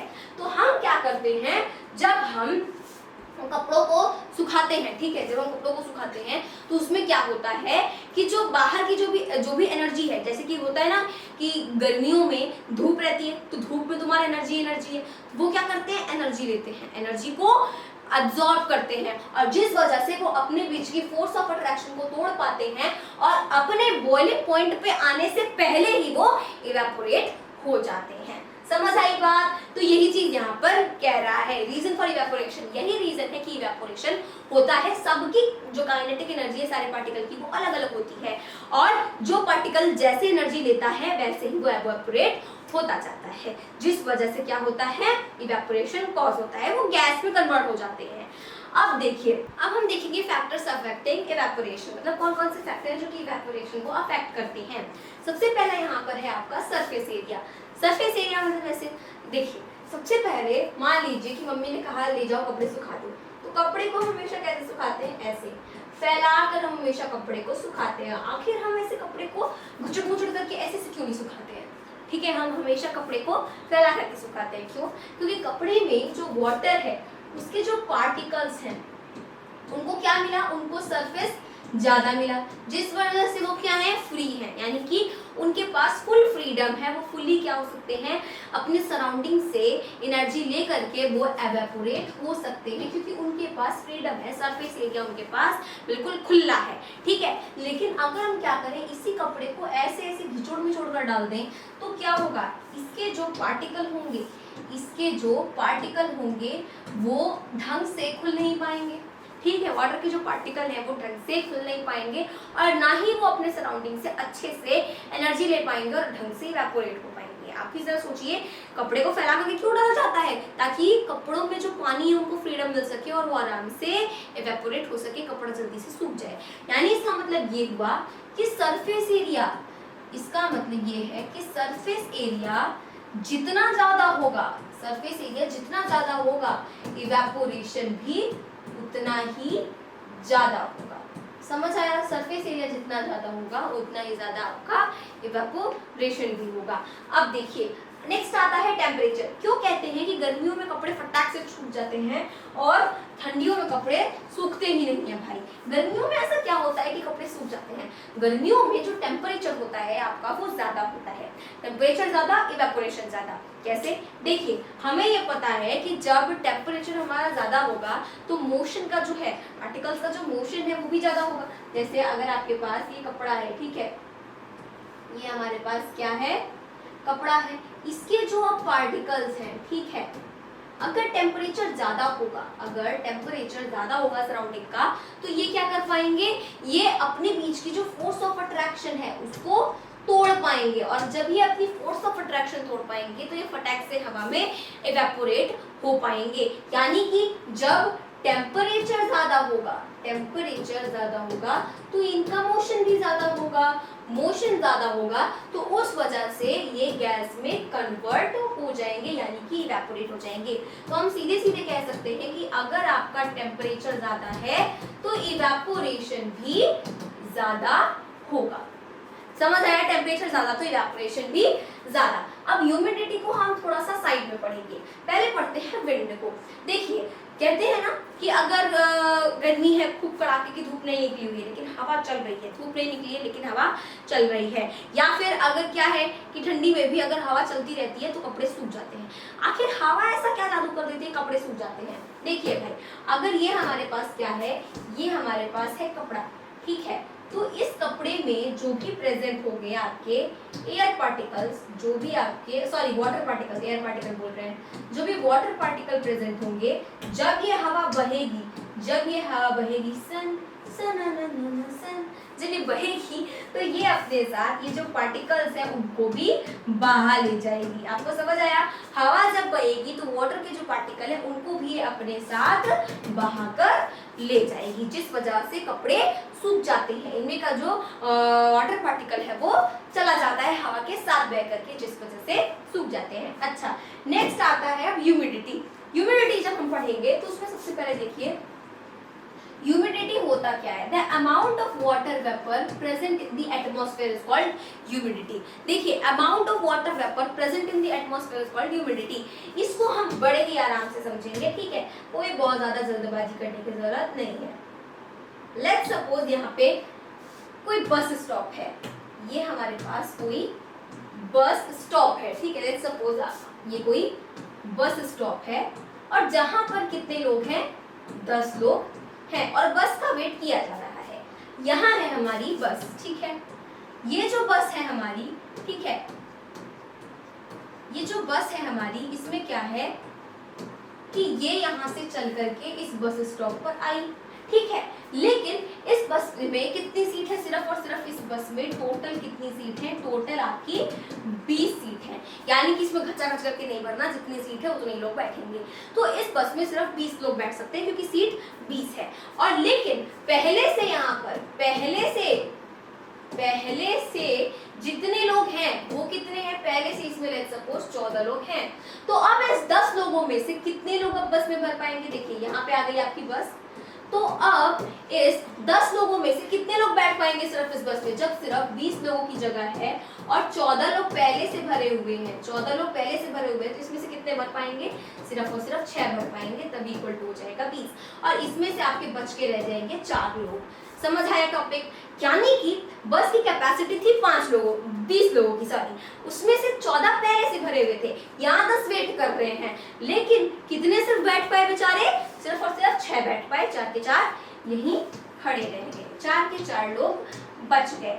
लेकिन फिर क्या हुआ कि फिर ये 4 लोग अब यहाँ पे वेट कर रहे हैं। अब क्या हुआ कि अब ये जो बस है हमारी वो वापस आई बस स्टैंड पे, ये हमारा है बस स्टैंड, ठीक है, यहाँ पे हमारी जो बस है वो वापस आई, ठीक है। अब जब ये बस वापस आई तो इसमें कितने लोग हैं, इसमें सिर्फ और सिर्फ हैं 6 लोग, इस बस में सिर्फ थे 6 लोग। जब ये बस वापस आई तो इसमें सिर्फ और सिर्फ 6 ही लोग थे और यहाँ वेट कर रहे हैं 4 लोग और सीट आपकी टोटल कितने की है, 20 लोगों की है, तो इसमें ये 4 लोग आराम से जाकर के बैठ जाएंगे। समझ आया? या फिर 6 लोगों के बजाय अगर 1 लोग भी होते तो भी ये 4 लोग आराम से इस बस में बैठ जाते बिना धक्का मुक्की किए। समझ आया टॉपिक? लॉजिक ये है कि जब हम क्या करेंगे, जब हम अपनी हवा देखेंगे और हवा में पहले से आपके वाटर पार्टिकल्स प्रेजेंट होंगे, हवा में पहले से वाटर पार्टिकल प्रेजेंट होंगे और ये आपका अगर कपड़ा है तो कपड़े के वाटर पार्टिकल कहाँ जाएंगे भाई, जब हवा पहले से भरी हुई है तो कपड़े के वाटर पार्टिकल कहाँ जाएंगे, नहीं, कहीं नहीं जाएंगे, वो कपड़े गीले के गीले रह जाएंगे। इसीलिए कहते हैं कि जिस दिन उमस रहती है, जिस दिन उमस टाइप होती है, चिपचिपापन रहता है, यानी कि उस दिन जो एटमॉस्फेयर होता है उसमें पहले से वाटर वेपर प्रेजेंट होता है। तो ये वाले वाटर वेपर कहाँ जाएंगे भाई, ठीक है, ये वाले वाटर वेपर में से सिर्फ कुछ ही वाटर पार्टिकल्स हैं जो कि जा पाएंगे, वाटर वेपर नहीं पार्टिकल्स, ठीक है, तो कुछ ही पार्टिकल्स जा पाएंगे, सिर्फ 4 ही पार्टिकल्स सिर्फ इसमें जा पाएंगे, बाकी जितने हैं वो बच जाएंगे। तो कपड़ा थोड़ा थोड़ा सूखता है, बाकी सिम रह जाता है, गीला रह जाता है कपड़ा, क्यों, क्योंकि हवा में पहले से वाटर पार्टिकल प्रेजेंट है, तो ये वाटर पार्टिकल, वो ये वाले वाटर पार्टिकल के लिए जगह ही नहीं है। तो सीधे से हमारे कहने का क्या मतलब था, सीधे से कहने का मतलब ये था कि इसमें अगर हम देखें, देखिए अगर हम देखें कि टेम्परेचर, अगर टेम्परेचर ज्यादा है तो इवेपोरेशन ज्यादा होगा, ठीक है, टेम्परेचर ज्यादा है तो इवेपोरेशन ज्यादा होगा। अगर सरफेस एरिया ज्यादा है तो भी इवेपोरेशन ज्यादा होगा। समझ आया? सरफेस एरिया ज्यादा है तो भी इवेपोरेशन ज्यादा होगा। विंड अगर ज्यादा है, यानी कि हवा अगर वो ज्यादा है तो भी इवेपोरेशन ज्यादा होगा, तो भी इवेपोरेशन ज्यादा होगा। नाउ ये सब आपके क्या है, ये सब आपके हैं डायरेक्टली प्रोपोर्शनल। ये तो हमने मैथ में पढ़ा है, डायरेक्टली प्रोपोर्शनल होते हैं, यानी कि अगर एक ज्यादा होगा तो दूसरा वाला भी ज्यादा हो जाएगा, अगर एक कम हुआ तो दूसरा वाला भी कम हो जाएगा, ठीक है, समझ आया? तो ये तीनों क्या है, ये तीनों फैक्टर आपके, देखो ये तीनों फैक्टर आपके क्या हैं, ये तीनों फैक्टर आपके डायरेक्टली प्रोपोर्शनल है। लेकिन वहीं पे अगर हम आ जाएं अपने किसमें, वहीं अगर हम आ जाएं अपनी ह्यूमिडिटी पे, तो ह्यूमिडिटी जो है ना हमारी, ये बड़ी शरारती बच्ची है। ह्यूमिडिटी क्या है कि अगर ह्यूमिडिटी ज्यादा है, अगर ह्यूमिडिटी ज्यादा है तो इवेपोरेशन कम होगा, क्योंकि एयर में वाटर पार्टिकल पहले से प्रेजेंट है। ह्यूमिडिटी ज्यादा है तो इवेपोरेशन भी कम होगा, ज्यादा नहीं होगा, कम होगा। और अगर वहीं ह्यूमिडिटी आपकी क्या है, ह्यूमिडिटी अगर कम है तो इवेपोरेशन उतना ही ज्यादा होगा, इवेपोरेशन क्या होगा, उतना ही ज्यादा होगा। यानी कि ये क्या है आपके, ये हैं आपके इनडायरेक्टली प्रोपोर्शनल। देखो ये वाले हैं आपके इनडायरेक्टली प्रोपोर्शनल, यानी कि एक कम हुआ तो दूसरा ज्यादा हो जाएगा, एक ज्यादा हुआ तो दूसरा कम हो जाएगा। क्लियर? तो ये चीज हमने यहाँ पे क्लियर कर लिया कि इसमें ये जो आपका अफेक्ट है, अफेक्ट्स है, ये जितने भी फैक्टर्स हैं इसमें सरफेस एरिया, टेम्परेचर, विंड, ये क्या है भाई, ये डायरेक्टली प्रोपोर्शनल है, और ह्यूमिडिटी क्या है, इनडायरेक्टली प्रोपोर्शनल है। क्लियर? ओके, तो factors affecting evaporation, I hope आप सबको क्लियर हो गया। आगे टॉपिक देखते हैं। चलिए भाई, इवेपोरेशन तो पढ़ लिया कि कैसे होता है, कौन कौन से फैक्टर इवेपोरेशन को अफेक्ट करते हैं। देखिए अब यहाँ पे हमें जानना है कि इवेपोरेशन कूलिंग कैसे कॉज करता है। तो देखिए जब यहाँ पर हमारे पास क्या है, जैसे ये है हमारे पास कपड़ा, ठीक है, अब इस कपड़े में जो वाटर पार्टिकल्स हैं, ठीक है, इस कपड़े में जो भी वाटर पार्टिकल्स हैं, ठीक है, वो भी किस में है, वो अभी है हमारे लिक्विड में, ठीक है। लिक्विड से गैस में जाने के लिए क्या होना पड़ेगा, इसको ऊपर इवेपोरेट होना पड़ेगा, राइट, इसको ऊपर इवेपोरेट होना पड़ेगा।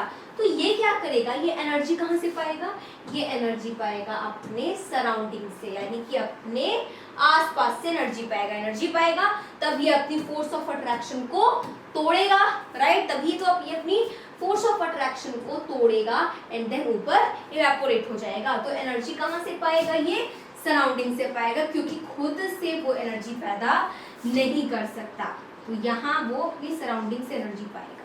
समझ आई बात? तो सराउंडिंग से अपने वो एनर्जी पाएगा एंड देन अपनी फोर्स ऑफ अट्रैक्शन को वो ओवरकम करेगा, यानी कि तोड़ेगा एंड देन ऊपर इवेपोरेट हो जाएगा। इट मींस लिक्विड से गैस में कन्वर्ट हो जाएगा। अब जब यहाँ पे क्या हुआ कि जब इसके पास जो सराउंडिंग के पास जो एनर्जी थी वो तो यूज कर ली, वो तो इस वाटर पार्टिकल ने यूज कर ली अपनी फोर्स ऑफ अट्रैक्शन को ओवरकम करने के लिए। तो जब ये एनर्जी चली गई वाटर ऑफ पार्टिकल में, तो यहाँ का जो एरिया है वो क्या हो गया, ठंडा ठंडा कूल हो गया, डरनी कूल हो गया। इसका मतलब ये है कि जब यहाँ से एनर्जी गई, ठीक है, समर सीजन में होता है, जब एनर्जी गई तो ये क्या हो गया, ये जो है यहाँ पर एनवायरमेंट वो कूल हो गया। यहाँ से भी एनर्जी गई तो एनवायरमेंट कूल हो गया। बात समझ में आई? जब एनर्जी जो है सराउंडिंग से ही लेगा वाटर पार्टिकल, तो वाटर पार्टिकल ने सराउंडिंग से एनर्जी ली और उसने यूज कर ली, तो सराउंडिंग वाली एनर्जी खत्म हो गई, तो जो एनवायरमेंट है वो ठंडा ठंडा कूल हो गया। इसका काम बन गया, लेकिन इसका काम बिगड़ गया। वो भी कहता होगा अपना काम बनता भाड़ में जाए जनता। तो अब यहाँ पे हम कुछ एग्जाम्पल देखेंगे। देखिए हमें पता है कि इवेपोरेशन कूलिंग कॉज करता है। तो फर्स्ट यहाँ पे है when we pour some acetone nail polish remover on our palm. देखो एसीटोन का मतलब होता है नेल पॉलिश रिमूवर। देखिए लड़कियों को बहुत अच्छे से पता होगा, जब हम क्या करते हैं, जब हम अपने नेल पॉलिश को रिमूव करते हैं तो कभी कभी अगर नेल पॉलिश कभी यहाँ वहाँ गिर गई या फिर अभी कभी भी अपने पाम पे डाल ली या फिर पोर कर ली थोड़ी सी, तो आपको अभी बड़ा ठंडा ठंडा कूल कूल फील होता है। क्यों ऐसा क्यों फील होता है? इसलिए होता है क्योंकि वो जो एसीटोन होता है, यानी कि वो जो नेल पॉलिश रिमूवर होता है, वो बहुत हद लेवल की स्पीड से भाई क्या कर जाता है, इवेपोरेट हो जाता है। मतलब बहुत फटाक से वो इवेपोरेट होता है, और फटाक से इवेपोरेट तो होता है, लेकिन वो एनर्जी कहाँ से यूज करता है? वो एनर्जी यूज करता है हमारे पाम से, यानी कि हमारी बॉडी से वो एनर्जी यूज करता है। इसलिए जहां पे नेल पॉलिश रिमूवर होता है वहां का सरफेस ठंडा ठंडा कूल कूल हो जाता है।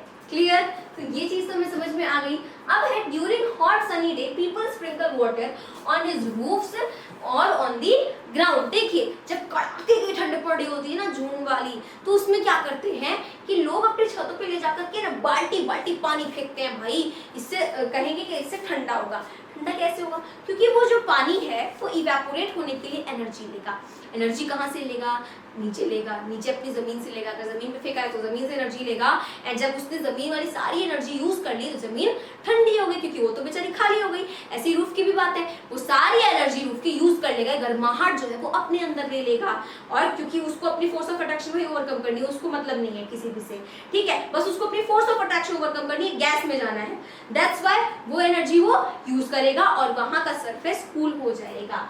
अब देखिए, we are able to sip hot tea from a saucer rather than a cup. देखिए, कहा जा रहा है कि जो गरम गरम चाय होती है उसको हम कप के मुकाबले क्या है कि कटोरी में फिर प्लेट में ज्यादा अच्छे से पी पाते हैं। ऐसा क्यों? देखिए, कप जो होती है हमारी वो कुछ इस तरीके की होती है, कप, ठीक है, और जो प्लेट होती है हमारी वो ऐसे होती है, कुछ ऐसे, जैसे प्लेट कम लग रहा है, ये कुछ प्लेट सा बनाते हैं।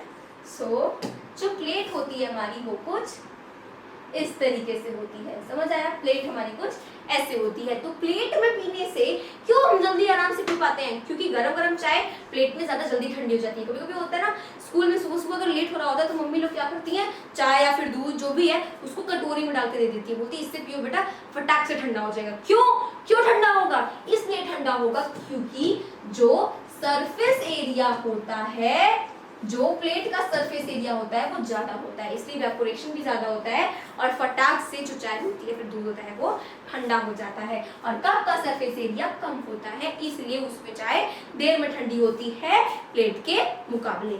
समझ आई बात? तो इस वजह से हम प्लेट में ज्यादा अच्छे से चाय पी पाते हैं, क्योंकि उसका सरफेस एरिया ज्यादा होता है, जितना ज्यादा सरफेस एरिया उतना जल्दी इवेपोरेशन। अब देखिए, we wear cotton clothes in summer. अब हम गर्मियों में हमेशा कॉटन के कपड़े क्यों पहनते हैं? इसलिए पहनते हैं कि भाई जो कॉटन के कपड़े होते हैं, क्योंकि गर्मियों में पसीना बहुत होता है, तो कॉटन के कपड़े क्या करते हैं कि जो पसीना होता है उसको एब्जॉर्ब कर लेते हैं, ठीक है, कॉटन के कपड़े पसीने को एब्जॉर्ब कर लिया।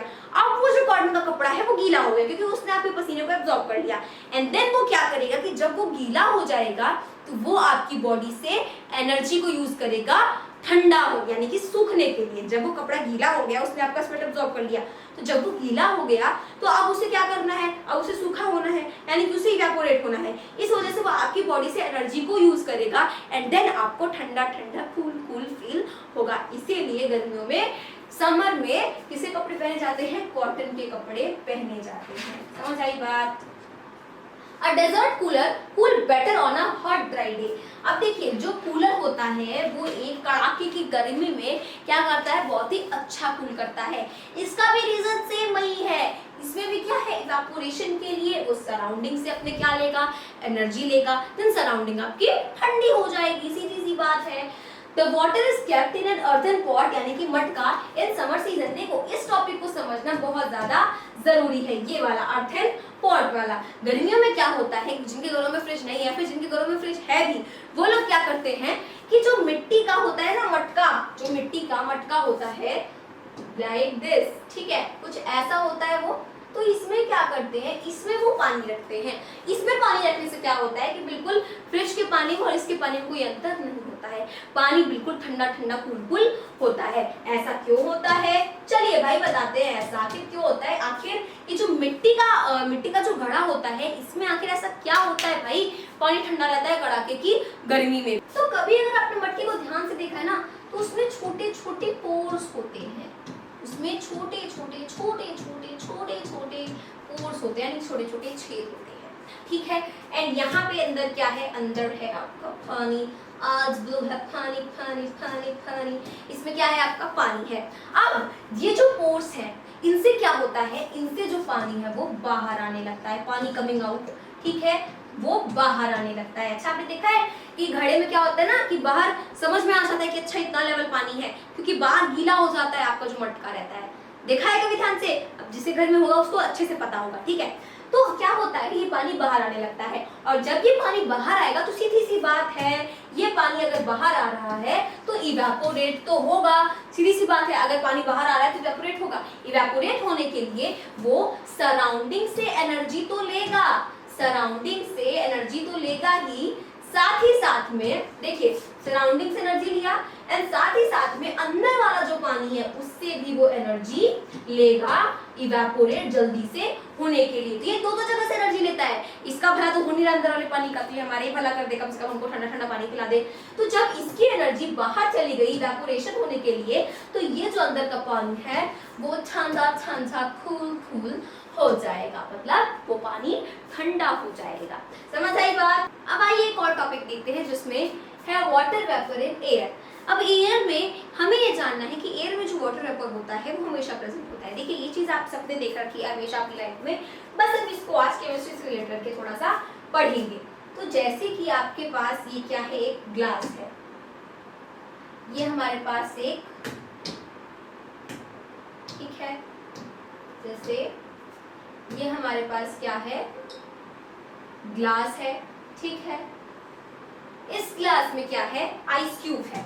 देखो इस ग्लास में है मेरे पास आइस क्यूब, ठीक है, और आइस क्यूब के साथ साथ थोड़ा सा पानी भी, यानी कि बर्फ वाला पानी कह सकते हैं। इसमें क्या है, बर्फ वाला पानी है, बर्फ भी इसमें पड़ा हुआ है। अब इसका जो टेम्परेचर है, लेट्स सपोज इसका टेम्परेचर है, मेरे पास जैसे -5 डिग्री सेल्सियस, या फिर हाँ ठीक है, -5 डिग्री सेल्सियस कर लेते हैं। और हमने इसको जिस रूम में रख रखा है उस रूम का टेम्परेचर लेट्स सपोज है 28 डिग्री सेल्सियस। ये है टेम्परेचर हमारे रूम का टेम्परेचर कितना है, 28 डिग्री सेल्सियस है। अब हमने ये बर्फ वाला पानी ले आकर के रख दिया रूम में, तो इसका जो था हमारा टेम्परेचर वो था -5 डिग्री सेल्सियस, रूम का टेम्परेचर था 28 डिग्री सेल्सियस। तो रूम में जो भी हवा होगी, रूम का जो एटमॉस्फेयर होगा, उसमें जो पार्टिकल्स होंगे वो क्या करेंगे, वो इस ग्लास से टकराएंगे, इस ग्लास की दीवार से क्या करेंगे, टकराएंगे। तो जब ये इस ग्लास की दीवार से टकराएंगे तो सीधे वो 28 डिग्री सेल्सियस से कहाँ आ गए, -5 डिग्री सेल्सियस पे आ गए, टक्क से जाकर के वो छू दिए -5 डिग्री सेल्सियस को। यानी कि फटाक से क्या हुआ, जो टेम्परेचर है वो कम हो गया। तो जब टेम्परेचर कम होगा तो क्या होगा, जो लिक्विड है वो किसमें, जो गैस है, जब टेम्परेचर कम होगा तो गैस किसमें कन्वर्ट हो जाएगा, लिक्विड में कन्वर्ट हो जाएगा। इतना नहीं याद हुआ अभी तक, तो क्या याद हुआ, टेम्परेचर कम होगा तो गैस लिक्विड में कन्वर्ट हो जाएगा। इसीलिए आप अगर कभी ठंडा ठंडा पानी ले आकर के नॉर्मल रूम में रख दो तो कुछ देर बाद 1-2 मिनट बाद क्या होने लगती है, उन पे आपको प्यारी प्यारी सी ड्रॉपलेट दिखने लगती है, बॉटल के ऊपर या फिर ग्लास के ऊपर, जो भी है उसके ऊपर आपको ड्रॉपलेट पानी की दिखने लगती है। क्यों, क्योंकि इसका जो टेम्परेचर है वो -5 डिग्री सेल्सियस है, रूम का टेम्परेचर 28 डिग्री सेल्सियस है। तो जब रूम में जितने भी मैटर ऑफ पार्टिकल हैं, ठीक है, पार्टिकल ऑफ मैटर हैं, वो जब इससे टकराएंगे तो उनका टेम्परेचर फटाक से डिक्रीज हो जाएगा, और जब डिक्रीज होगा तो जो गैस है वो कन्वर्ट हो जाएगी लिक्विड में। इट मींस कि जो आपका वाटर वेपर है वो सीधे कन्वर्ट हो जाएगा वाटर में। समझ आया, यानी कि गैस कन्वर्ट हो जाएगा लिक्विड में। जादू से नहीं आता वो ड्रॉपलेट सब, ठीक है, वो उसके पीछे भी वही केमिस्ट्री है। अब आगे हम देखेंगे difference between evaporation and boiling. अब हम यहाँ पे इवेपोरेशन और बॉइलिंग के बीच में डिफरेंस देखेंगे, ये बहुत ज्यादा इंपॉर्टेंट है, इसको एक बार देख लेते हैं, नजर मार लेते हैं। It takes place at any temperature. Evaporation जो है वो किसी भी टेम्परेचर पर प्लेस कर सकता है, यानी कि वो हो सकता है। देखिए जो बॉइलिंग पॉइंट होता है वो होता है 100 डिग्री सेल्सियस, लेकिन इवेपोरेशन 100 डिग्री सेल्सियस आने से पहले ही हो सकता है। सही बात है या नहीं? इवेपोरेशन मैंने अभी हम लोग पढ़ के आ रहे हैं कि इवेपोरेशन 40 डिग्री सेल्सियस पे, 30 डिग्री सेल्सियस पे, 35 डिग्री सेल्सियस पे कितने टेम्परेचर पर भी हो सकता है, जरूरी नहीं कि वो 100 पर ही हो। बॉइलिंग क्या है? It takes place only at boiling point. Boiling point जो होता है वो 100 डिग्री सेल्सियस तो है, लेकिन बॉइलिंग पॉइंट मतलब कि 100 डिग्री सेल्सियस पे जब तक पानी का टेम्परेचर नहीं आएगा तब तक पानी बॉइल नहीं होगा। यानी कि बॉइलिंग और इवेपोरेशन में यही अंतर है। बॉइलिंग में क्या है कि 100 डिग्री सेल्सियस पर ही होगा, इवेपोरेशन किसी पर भी हो सकता है। It causes cooling. इवेपोरेशन जो है वो कूलिंग कॉज करता है, लेकिन बॉइलिंग कूलिंग कॉज नहीं करता। It is surface phenomena that is start from surface. अब देखो इसको समझना बहुत ज्यादा जरूरी है। सरफेस फिनोमेना, अगर मेरे पास ये क्या है, एक बीकर है, और इस बीकर में मैंने क्या ले लिया, इस बीकर में मैंने ले लिया पानी, ठीक है, आज ब्लू है पानी, इसमें मैंने लिया है पानी। अब ये जो पानी है इसमें ये जो इसका है ये क्या है, ये है इसका सरफेस। गलत बात है क्या? नहीं, बिल्कुल सही बात है। ये इसका क्या है? सरफेस है। तो यहाँ पर जो इवेपोरेशन कॉज करेगा वो सरफेस पे ही करेगा, यानी कि सरफेस पे ही करेगा, और सरफेस के जो वाटर पार्टिकल्स हैं वो ऊपर जाकर के इवेपोरेट हो जाएंगे, यानी कि वो जो एनर्जी होगी वो सराउंडिंग से भी लेंगे, साथ ही साथ नीचे वाले पानी से भी वो एनर्जी लेंगे और इवेपोरेट हो जाएंगे, देन वो कूलिंग कॉज करेंगे। लेकिन जब हम बात करते हैं किसकी? बॉइलिंग की, तो ये मेरे पास है बीकर, और बीकर में ये मेरे पास है आज ब्लू है पानी पानी, ठीक है, ये मेरे पास पानी आ गया, ठीक है। अब इसमें अगर हम देखेंगे तो ये आपका सरफेस है, लेकिन ये वाला जो एरिया है, देखो ये वाला जो एरिया है ये क्या है? ये मेरा बल्क है, ये एरिया मेरा बल्क है, लिखा है ना, it is bulk phenomena that starts from bulk surface. कभी आपने पानी को उबाला है तो उसमें क्या होता है कि नीचे से बुलबुले आते हैं, यानी कि नीचे भाई बल्क में से, यानी कि जो नीचे है, अगर ये क्या भगोना है, ठीक है, इसमें आप गर्म कर रहे हैं पानी, तो ये जो पानी है ना उसके यहाँ नीचे से बुलबुले आते हैं भाई, नीचे से बुलबुले आते हैं। लेकिन इवेपोरेशन में ऐसा नहीं होता, इवेपोरेशन में जो कुछ भी होता है वो सरफेस में होता है, लेकिन जो हमारा बॉइलिंग होता है वो हमेशा बल्क में होता है, ठीक है, यानी कि इसमें होता है, यहाँ से बुलबुले आते हैं, ये जो वाटर पार्टिकल हैं वो बॉइल होते हैं एंड देन वो क्या हो जाते हैं? गैस में कन्वर्ट हो जाते हैं। समझ आई बात? और इसी वजह से जब इनकी चारों तरफ गर्मी ही गर्मी है तो ये कितना भी यहाँ पे एनर्जी को यूज कर ले, कूलिंग तो नहीं कॉज करेंगे भाई। कूलिंग और बॉइलिंग तो अपोजिट हो गया, इनके चारों तरफ गर्मी है, एब्जॉर्ब करते जाएंगे, लेकिन बॉइलिंग में क्या है? ये बल्क में हो रहा है, तो इसलिए जब एब्जॉर्ब करेगा तो कूलिंग कॉज नहीं करेगा, ठीक है। और जब ये सरफेस पे हो रहा है तो ये क्या करेगा? यहाँ से लेगा तो ये सरफेस ठंडा हो जाएगा। तो इवेपोरेशन इस वजह से कूलिंग कॉज करता है, लेकिन बॉइलिंग कूलिंग कॉज नहीं करता, क्योंकि वो बल्क में होता है और इवेपोरेशन हमेशा सरफेस पे होता है। आई होप आज की इस वीडियो में आपको सब कुछ क्लियर हो गया होगा। तो मैं आपको कहना चाहूंगी थैंक यू अगर आप यहाँ तक बने हुए मेरे साथ।